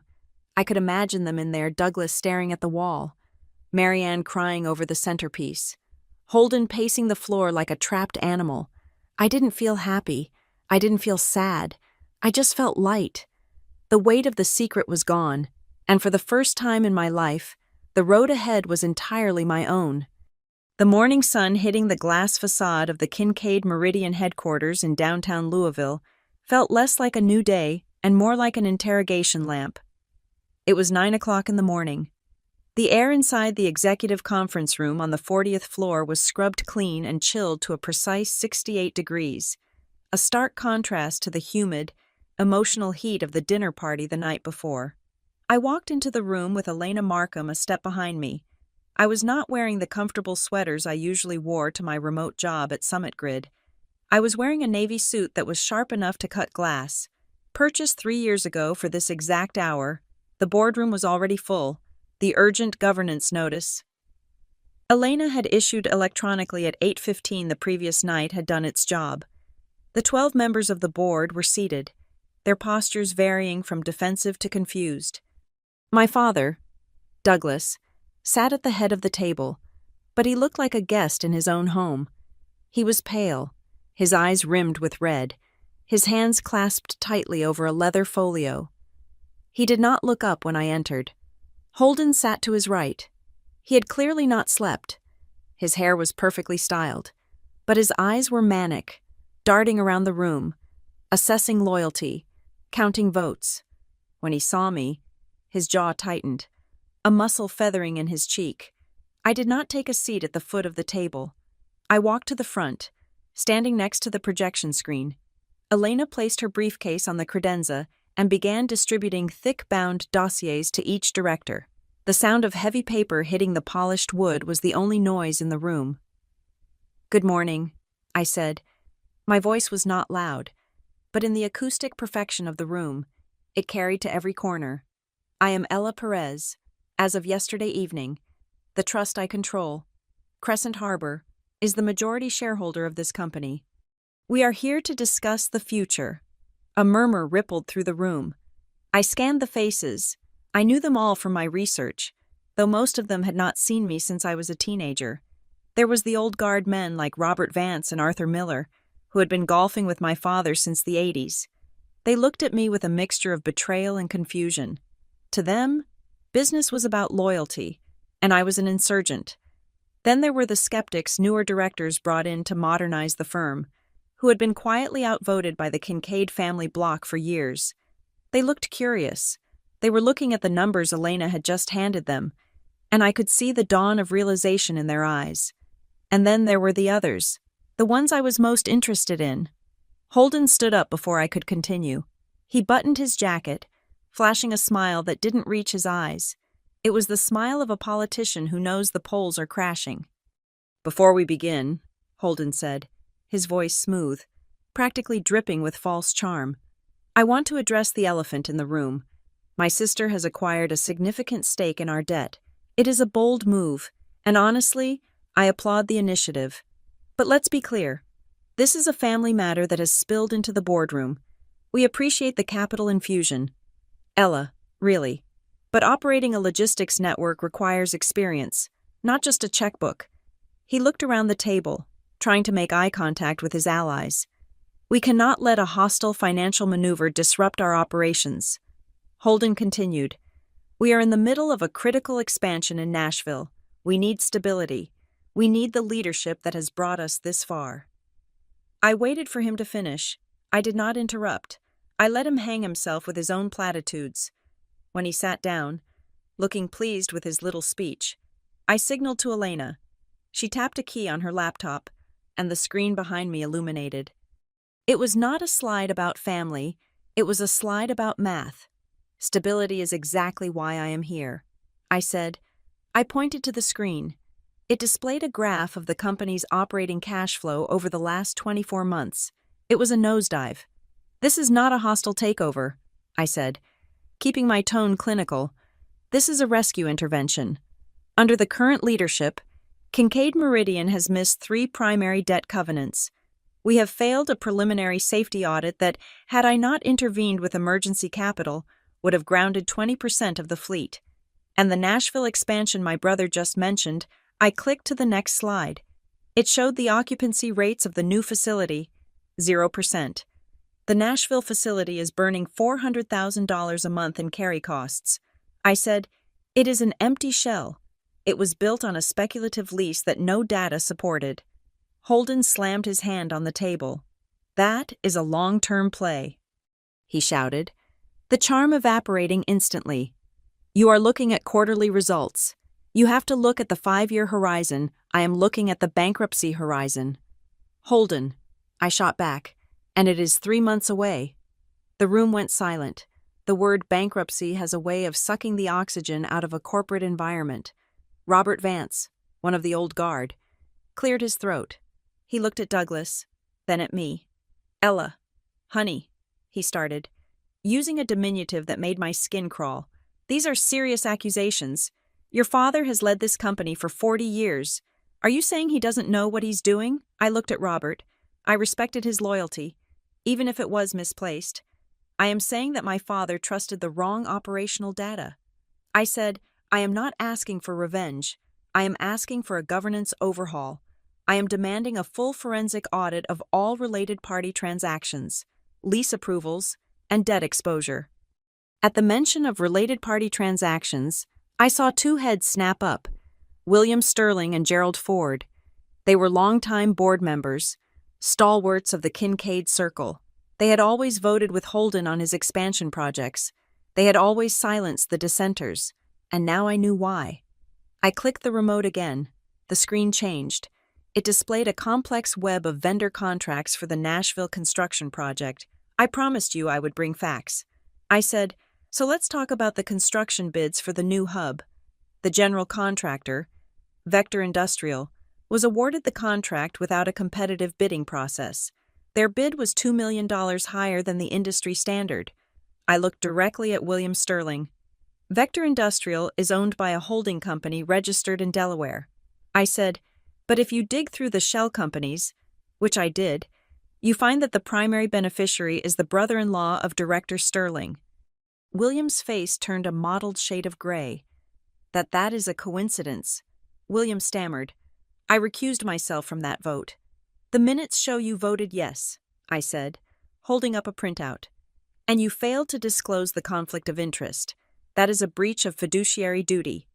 "William, it is actionable fraud." I turned my gaze to Gerald Ford and the land lease. I continued. "The land in Nashville was purchased from a trust that lists Gerald Ford's wife as a trustee. You sold the company land at 40% above market value. Gerald. The room erupted. The quiet tension shattered into chaos. Directors were shouting over each other. The skeptics were looking at William and Gerald with open hostility. The old guard looked like they had been punched in the stomach. They had tolerated Holden's incompetence because they thought it was just youthful arrogance. They didn't know they were sitting at a table with thieves. Holden stood up again, his face twisted with rage. "This is illegal," he screamed. "You hacked our records. You can't use this. It is public record if you know where to look," I said calmly, "and I am the majority shareholder. I have a right to know where my money went." Holden looked at Douglas. "Dad, do something. She is tearing the board apart." Douglas sat frozen. He looked at William, his friend of 30 years. He looked at Gerald. He saw the guilt written on their faces.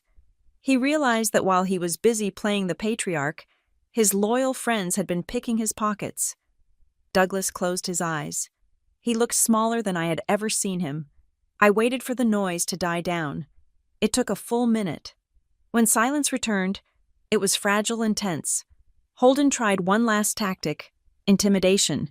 He walked around the table, approaching me. He was tall, broad-shouldered, used to physically dominating a space. "You are a little girl playing with fire," he hissed, leaning in close to me. "You think these papers make you the boss? The drivers listen to me. The unions listen to me. If you try to push me out, I will burn this place down. I will walk, and I will take the senior staff with me. You will be queen of a graveyard." I did not flinch. I did not step back. I looked him in the eye. "You really think they follow you because they respect you?" I asked softly. "They follow you because they need a paycheck. And right now, I am the only one who can guarantee that check clears next week." A voice spoke up from the far end of the table. "She is right." Everyone turned. It was Silas Thorne. Silas was the director Holden had mocked for years. He was an actuary by trade, a man who wore ill-fitting suits and obsessed over risk tables. Holden called him the bore. Douglas usually ignored him. Silas stood up. He held the dossier Elena had given him. He had already read the executive summary and the financial appendices. "I have reviewed the financing terms from Crescent Harbor," Silas said. His voice was dry, dusty, and absolutely authoritative. "And I have looked at the liquidity ratios Ella has presented. If we do not accept this restructuring, the company will be insolvent within 60 days. Silas looked at Holden over the rim of his glasses.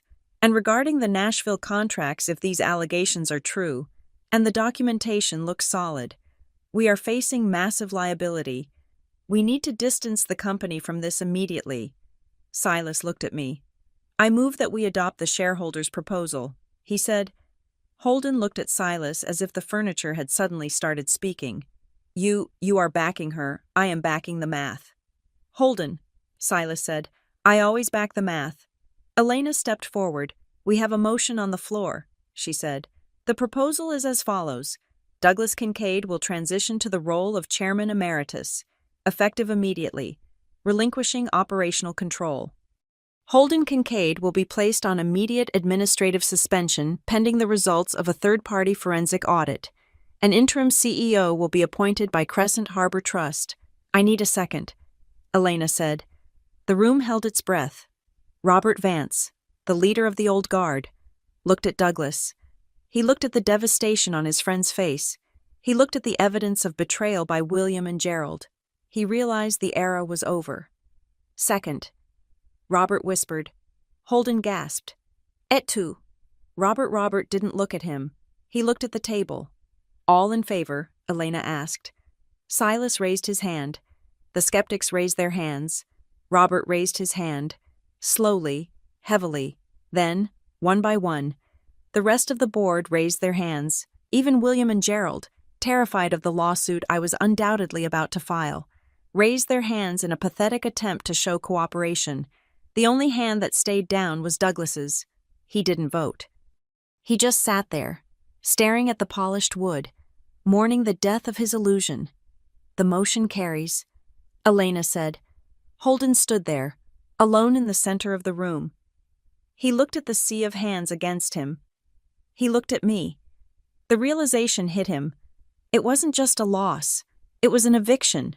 Fine. Holden spat. He grabbed his leather portfolio from the table.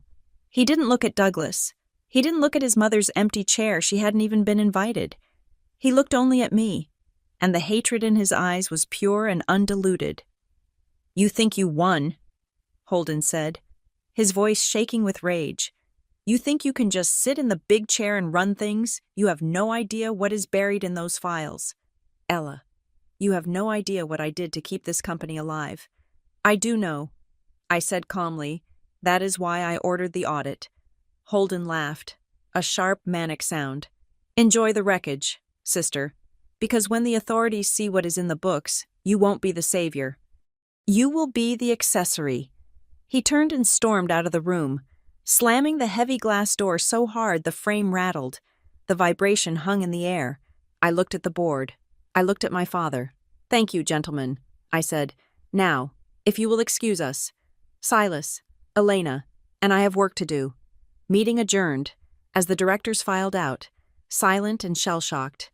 I didn't feel triumphant. I felt the heavy, cold weight of the promise Holden had just made. He wasn't done, and he was right about one thing: I didn't know everything yet. The audit wasn't just going to be a cleanup, it was going to be an excavation. The headline hit the local business journals 48 hours after the board meeting, and it was written exactly the way Holden wanted it. The Lexington Herald leader ran it on the front page of the business section: "Estranged daughter stages hostile takeover of Kincaid Logistics." Holden had been busy. He had not gone home to reflect on his failures. He had gone straight to his friends at the country club and the local press, spinning a narrative of victimhood that was breathtaking in its audacity. According to the article, I was a predatory vulture from the north, a bitter woman who had used a shadowy trust to steal the company from her ailing father and hard-working brother. He painted himself as the martyr, the visionary cut down in his prime by family betrayal. He did not mention the debt covenants. He did not mention the empty warehouse in Nashville. He only talked about tradition, legacy, and how I had shattered it all for profit. The fallout was immediate and social. In Lexington, business is personal, and the Kincaid name was royalty. I became the villain overnight. My phone rang at 7 in the morning. It was my mother. "Marianne, you have done it," she said. Her voice was brittle, like dry leaves being crushed. "You have humiliated us completely." "I am not the one who called the newspaper." "Mother," I said, cradling my coffee cup in the kitchen of the corporate apartment I was renting. "Holden leaked the story, because he is fighting for his life," she cried. "Do you know what happened today? I went to the charity brunch at the club. Janice Miller turned her back on me. People were whispering, 'Ella.' They were looking at me like I was the mother of a traitor. You have made us pariahs." It was always about the image. It was never about the reality. She did not care that her son had cooked the books. She cared that Janice Miller was being rude at brunch. "I am sorry you feel embarrassed," I said, keeping my voice flat. "But the truth will come out in the audit. Holden is trying to win in the press because he knows he lost in the boardroom. You need to fix this," she demanded. "Issue a statement. Say it is a partnership. Give him his title back." "I cannot do that," I said. "Then do not bother coming to Sunday dinner," she snapped. "You are not welcome in this house until you make this right." The line went dead. I stared at the phone. It hurt, but it was a dull, old ache, like a fracture that had never healed properly. I set the phone down and went to work. Holden did not stop with the press. By noon on Wednesday, we were served with legal papers. He had filed for an emergency injunction in the state court, claiming improper influence, breach of shareholder agreement, and bad faith governance.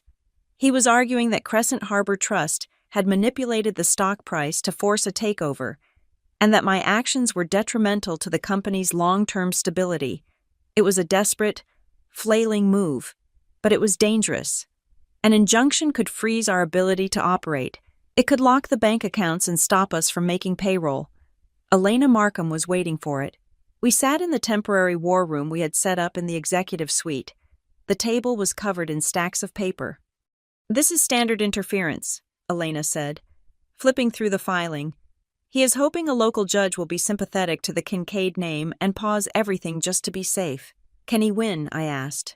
No, Elena said. She tapped a thick binder next to her laptop. Because we have this.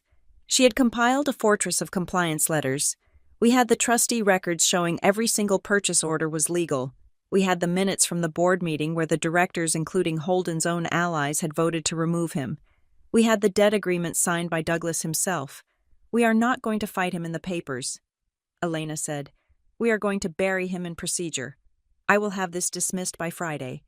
He is alleging bad faith. We have 3 years of emails showing you saving the company from insolvency. That is not bad faith. That is charity. While Elena fought the legal battle, I went hunting for the money. The independent audit team I had hired was tearing through the servers, but I knew where to look. I had spent years analyzing the company from the outside, and now that I was on the inside, I could see the seams in the tapestry. There was something wrong with the lease agreements. The numbers for the fleet leases didn't match the depreciation schedules I had seen in the public filings. There was a discrepancy of nearly $4 million. I tracked the signature on the lease adjustments. It wasn't Holden's. It was Marcus Tate, the chief financial officer. Marcus was a quiet man, a numbers guy who had been with the firm for 5 years. He was the one who always nodded during Holden's presentations, the one who made the spreadsheets look pretty. I realized with a jolt that Holden couldn't have done any of this alone. He was too disorganized. He needed an architect to build the house of cards. I called Marcus into my office on Thursday afternoon. He walked in looking like a man walking to the gallows. He was sweating. Despite the air conditioning, he carried a notepad, clutching it like a shield. Sit down, Marcus, I said. He sat. He didn't look at me. He looked at the view of the Ohio River out the window. I have been looking at the off-balance sheet vehicles used for the trailer leases. I said, specifically, the ones routed through a subsidiary in Nevada. Marcus flinched. I continued, my voice calm. It looks like you were capitalizing operating expenses to inflate the EBITDA. You were moving maintenance costs into the lease principal. That made the quarterly profits look $2 million higher than they actually were. Marcus stayed silent. He was pale. That is securities fraud. Marcus, I said, and since we have bank debt involved, it is also bank fraud. He finally looked at me. His eyes were terrified. Holden told me it was temporary. Marcus whispered. He said we just needed to get through the expansion phase. He said the revenue from Nashville would cover the gap before the auditors saw it. I was just following orders. You are the CFO. I said, you do not follow orders to break the law. You are the gatekeeper. I slid a piece of paper across the desk. I am going to give you one option. I said, this is a letter of resignation. It cites personal health reasons. You will sign it, and you will leave this building today. You will cooperate fully with the forensic audit team. You will walk them through every single transaction you hid. And if I don't, he asked, his voice shaking, then I hand this file to the FBI. I said, and you won't just lose your job. You will go to federal prison. Marcus stared at the letter. He picked up the pen. His hand trembled so much the signature was barely legible. He left 10 minutes later. I watched him walk to the elevator. A man whose career was over because he couldn't say no to a Kincaid. The atmosphere in the building was toxic. The employees were terrified. They had read the articles. They had heard the rumors. They saw the CFO escorted out of the building. To them, I was the monster who was dismantling their livelihood. Holden was playing into that fear. He had been texting the union representatives, telling them that I was planning to sell the fleet and outsource the drivers. He was trying to organize a walkout. I needed to stop the bleeding. I set up a town hall meeting for Friday morning. I did not rent a hotel ballroom. I did not order catering. I simply sent a link to every employee email address and set up a camera in the conference room. When the red light on the webcam turned on, I saw the participant count climbing. 500, 800, 1,200. They were watching from dispatch centers, from home offices, and from tablets in truck cabs at rest stops across the country. I looked into the lens. I did not smile. I did not try to be charming. My name is Ella Perez, I began. By now, You have read the stories in the paper. You have heard that I am here to strip the company and sell it for parts. I paused. That is a lie. I leaned forward. I am here for one reason: to make sure your paycheck clears next Friday. And the Friday after that, I held up a piece of paper. This is the confirmation of a capital injection I authorized this morning. It covers payroll, benefits, and the 401k match that hasn't been paid in 3 months. I saw the chat box on the side of the screen scrolling wildly. People were asking about the 401k. They didn't know it hadn't been funded. Holden had hidden that too. My brother, Holden Kincaid, has been suspended because the company was out of money. I said bluntly. We were weeks away from closing the doors. I stepped in to prevent that. I'm not going to promise you a new cafeteria or a fancy holiday party, but I promise you this: if you drive the miles, you will get paid. If you work the dock, you will get paid. We are going back to basics. Jobs first, stability first, everything else is noise. I ended the call. The reaction wasn't instantaneous, but it was steady. The threat of a walkout evaporated when the direct deposits hit the accounts that afternoon. The drivers didn't care about the family drama or the society pages. They cared that their fuel cards worked and their checks didn't bounce. Holden tried to rally a protest in the parking lot on Saturday, but only 3 people showed up. The rest were busy working. By Monday, the injunction was dismissed. The judge looked at our compliance documents and tossed Holden's filing out of court in 20 minutes. We had control, we had stability, we had the truth. Or so I thought. Late Monday evening, Elena walked into my office. The sun had set, and the city lights of Louisville were twinkling below us. The office was quiet. Elena closed the door behind her. She never closed the door unless it was catastrophe level. She sat down opposite me. She didn't open her laptop. She just held a single file folder. The audit is finished, I asked, rubbing my temples. The preliminary review of the operational accounts is done. Elena said. Her voice was strange. It lacked its usual crisp confidence. It sounded heavy. And I asked, Marcus confessed to the lease fraud. We know about the Nashville contracts. What else is there? Elena placed the folder on the desk. She placed her hand over it, as if she didn't want to let the information out. Ella, she said, we found a separate set of accounts. They weren't attached to the main ledger. They were hidden in a legacy system that hasn't been updated in 10 years. Okay, I said, feeling a cold prickle on the back of my neck. What is in them? Elena took a breath. We thought Holden was borrowing money to cover the expansion. She said, we thought it was incompetence and ego. She slid the folder toward me. It wasn't just expansion, Ella. It wasn't just greed. I opened the folder. I looked at the summary page. I looked at the beneficiaries of the wire transfers. I looked at the dates. My breath caught in my throat. This dates back 5 years, I whispered. Elena nodded. Holden wasn't just cooking the books to save his job, she said softly. He was paying blackmail.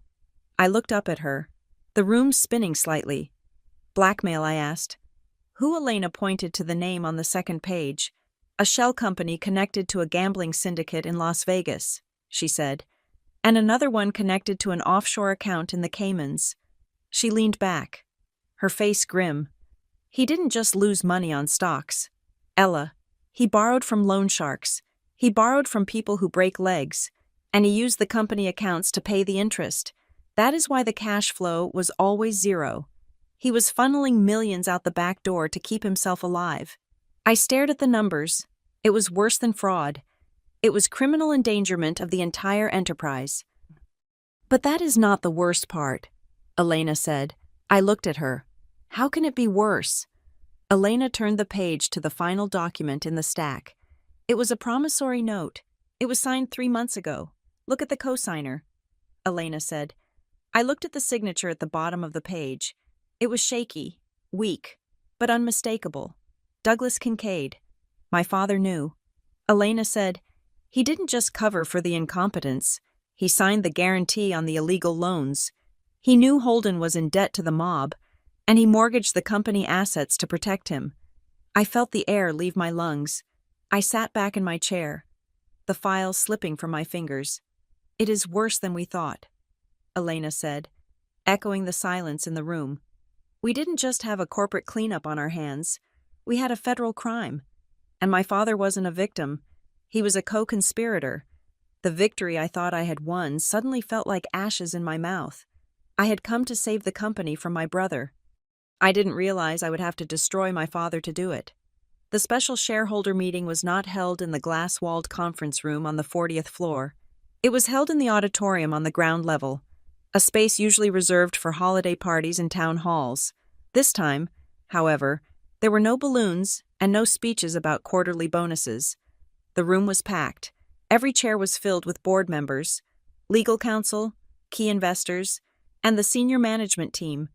The air conditioning was humming, but it could not scrub the scent of impending doom from the air.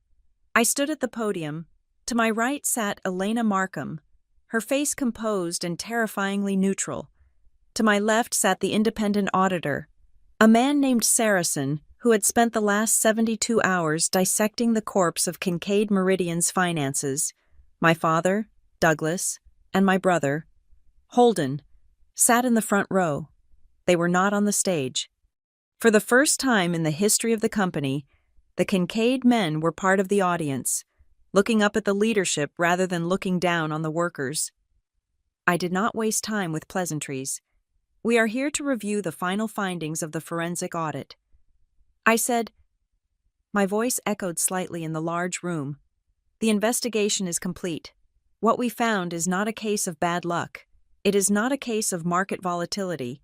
It is a case of systemic theft and catastrophic failure of governance. I nodded to Saracen. He stepped up to the microphone. He did not use euphemisms. We have uncovered a network of self-dealing contracts totaling $42 million over the last 5 years. Saracen stated, these contracts were awarded to shell companies controlled by Holden Kincaid. Furthermore, we have traced $12 million in unauthorized wire transfers to offshore accounts in the Cayman Islands and an unregulated lending syndicate in Nevada. A gasp went through the room. It wasn't a theatrical gasp. It was the sound of 50 people realizing their stock options might be worthless. Holden stood up. He had to. It was the instinct of a drowning man trying to climb onto a piece of driftwood. I was doing it for the company, he shouted, turning to face the shareholders. You do not understand the pressure we were under. The banks cut us off. I had to go to alternative lenders to keep the fleet moving. I took those loans to pay for fuel. I took the risks to keep your jobs safe. I stepped back to the microphone. That is a lie. Holden, I said. I pressed a button on the console. The massive screen behind me lit up. It showed a split-screen comparison. On the left was the date of a $2 million wire transfer from the alternative lender. On the right was the bank record of Holden's personal brokerage account receiving a deposit of $1.8 million the very next day. You didn't borrow money to buy fuel, I said, my voice cutting through his defense like a laser. You borrowed money to cover your personal gambling debts and your failed day trading losses. And when you couldn't pay the sharks back, you embezzled company funds to pay the interest. You didn't leverage the company to save us. You mortgaged our future to save your own skin. Holden stared at the screen. The proof was 50 feet tall. There was no spinning it. There was no charm that could dismantle the math. He sank back into his chair, effectively shrinking until he looked like a child wearing his father's suit. But the hardest truth was yet to come. I looked at Douglas. He was staring at his hands, his shoulders hunched. He looked like a man who had been carrying a stone mountain on his back for a decade and had finally collapsed. The audit revealed one more thing, I said, softening my voice just a fraction. I clicked the remote. The screen changed to display a series of corporate guarantees. These were the documents that pledged the company's physical assets, the trucks, the terminals, the headquarters itself as collateral for Holden's illegal loans. At the bottom of every page was a signature. It was not Holden's. Douglas Kincaid knew. I said. The room turned to look at the patriarch, the legend, the man whose name was on the building. He didn't start the fraud. I continued, but he found out about it 3 years ago, and instead of reporting it, instead of firing the CEO who was robbing the firm, he covered it up. He signed these guarantees to keep the lenders quiet. He risked 3,000 jobs to protect one reputation. Marianne, sitting beside Douglas, let out a sound that was half sob, half scream. She looked at her husband with horror. She had spent her life believing in the mythology of the Kincaid excellence. She had belittled me for years because I didn't fit that mold. Now she realized the mold was filled with rot. The tradition she defended wasn't honor. It was denial dressed up in pride. Douglas stood up slowly. He didn't look at the crowd. He looked at me. I couldn't let him fail. Douglas whispered. The microphone caught it. It was a confession. He is my son, Ella. He is the legacy. If he went down, the name went down. You set yourself on fire to keep him warm. Dad, I said, and you burned the rest of us with you. I turned to the board members seated in the front row. You have the report. I said, you have the evidence. The time for loyalty to a ghost is over. I am calling for a vote. It was instantaneous. There was no debate. There was no hesitation. The board voted unanimously to remove Holden Kincaid from all positions and to refer the audit findings to the Securities and Exchange Commission and the Federal Bureau of Investigation. Holden didn't scream. He didn't fight. He just sat there, staring at the screen, watching his life dissolve into pixels. Then came the second vote. I walked down the steps of the stage and stood in front of my father. The room was deadly silent. Dad, I said, you have a choice. The board can vote to terminate you for cause, which will strip you of your severance and humiliate you in the public record, or you can resign. Right now. You can cite health reasons. You can walk away with some dignity left. Douglas looked at me. For the first time, his eyes were clear. The fog of ego was gone. He looked at the daughter he had dismissed as a background character. The girl he told to go find a husband because she couldn't handle business.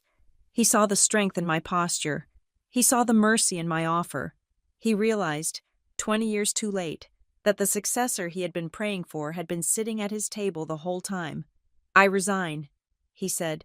His voice cracked, but it was audible. Elena handed him a pen and a single sheet of paper. He signed it against the back of the chair in front of him. It was over. The reign of the Kincaid men ended not with a bang, but with the scratch of a ballpoint pen. I returned to the podium, effective immediately. I announced, we are implementing a new governance structure. We are bringing in a professional, external CEO with experience in turnaround logistics. I will remain as chairwoman of the board to ensure oversight. We are instituting a transparent financial tracking system that every shareholder can access. I looked at the camera broadcasting to the employees and to the workers. Your pension fund is being replenished today from the Crescent Harbor reserves. We are selling the Nashville facility to recoup the losses. We are going back to what we do best, moving freight, on time, safely. The drama ends today. The meeting adjourned. The room cleared out in a hush. People moving softly as if leaving a church. I walked out into the lobby. The afternoon sun was streaming in. I felt exhausted, hollowed out, but clean. Marianne was waiting for me near the exit. She looked older than she had that morning. Her makeup was smudged. She was alone. Douglas had gone to his office to pack up his things, and Holden had left through the back exit to meet with his criminal defense attorney. Ella, Marianne said. She reached out a hand, then pulled it back. Mother, I acknowledged her. What happens now? She asked. Can we come back from this? Can we be a family again? We can have dinner on Sunday. Just us. No business. We can start over. I looked at her. I saw the desperation in her eyes, the need to pretend that we could just sweep the wreckage under the rug and put a nice centerpiece on top of it. She wanted forgiveness. She wanted the comfort of the status quo. I shook my head gently. No, Mother, I said, we can't start over. We are not back at zero. We are at a new place. But you saved us, she pleaded. You saved the company. Doesn't that mean you forgive us? I saved the company because it was the right thing to do. I said, forgiveness is something else. Forgiveness requires change, and I need to see if you can respect me without my checkbook before I sit at your table again. I stepped past her, moving toward the glass doors. I won't be coming to dinner this Sunday, I said. Or next Sunday. I will call you when I'm ready. I didn't wait for her answer. I walked out of the building. My car was waiting at the curb. Elena was already in the passenger seat, tapping away on her phone, managing the transition. I stopped for a moment before getting in. I looked back at the headquarters. I thought about the first time I walked into this building as a child, holding my father's hand, thinking he was a giant. I thought about the door to the dining room, the one I had been afraid to open for so many years. The story began with a doorbell ringing, with me on the inside wishing I was someone else. It ended with me walking out, fully myself. I realized then that power isn't about shouting the loudest in the boardroom. It isn't about having your name on the building. Power is the ability to close a door and know that it will stay locked until you decide to open it. It is boundaries. And finally, mine were made of steel. Thank you so much for listening to this story. I truly hope you enjoyed the journey of Ella Perez and her fight for justice. Please leave a comment down below and let me know where you are tuning in from. I would love to connect with you and hear your thoughts on the ending. If you enjoyed this revenge drama, please make sure to subscribe to the Maya Revenge Stories channel, like this video, and hit that hype button so we can share this story with even more people. See you in the next one.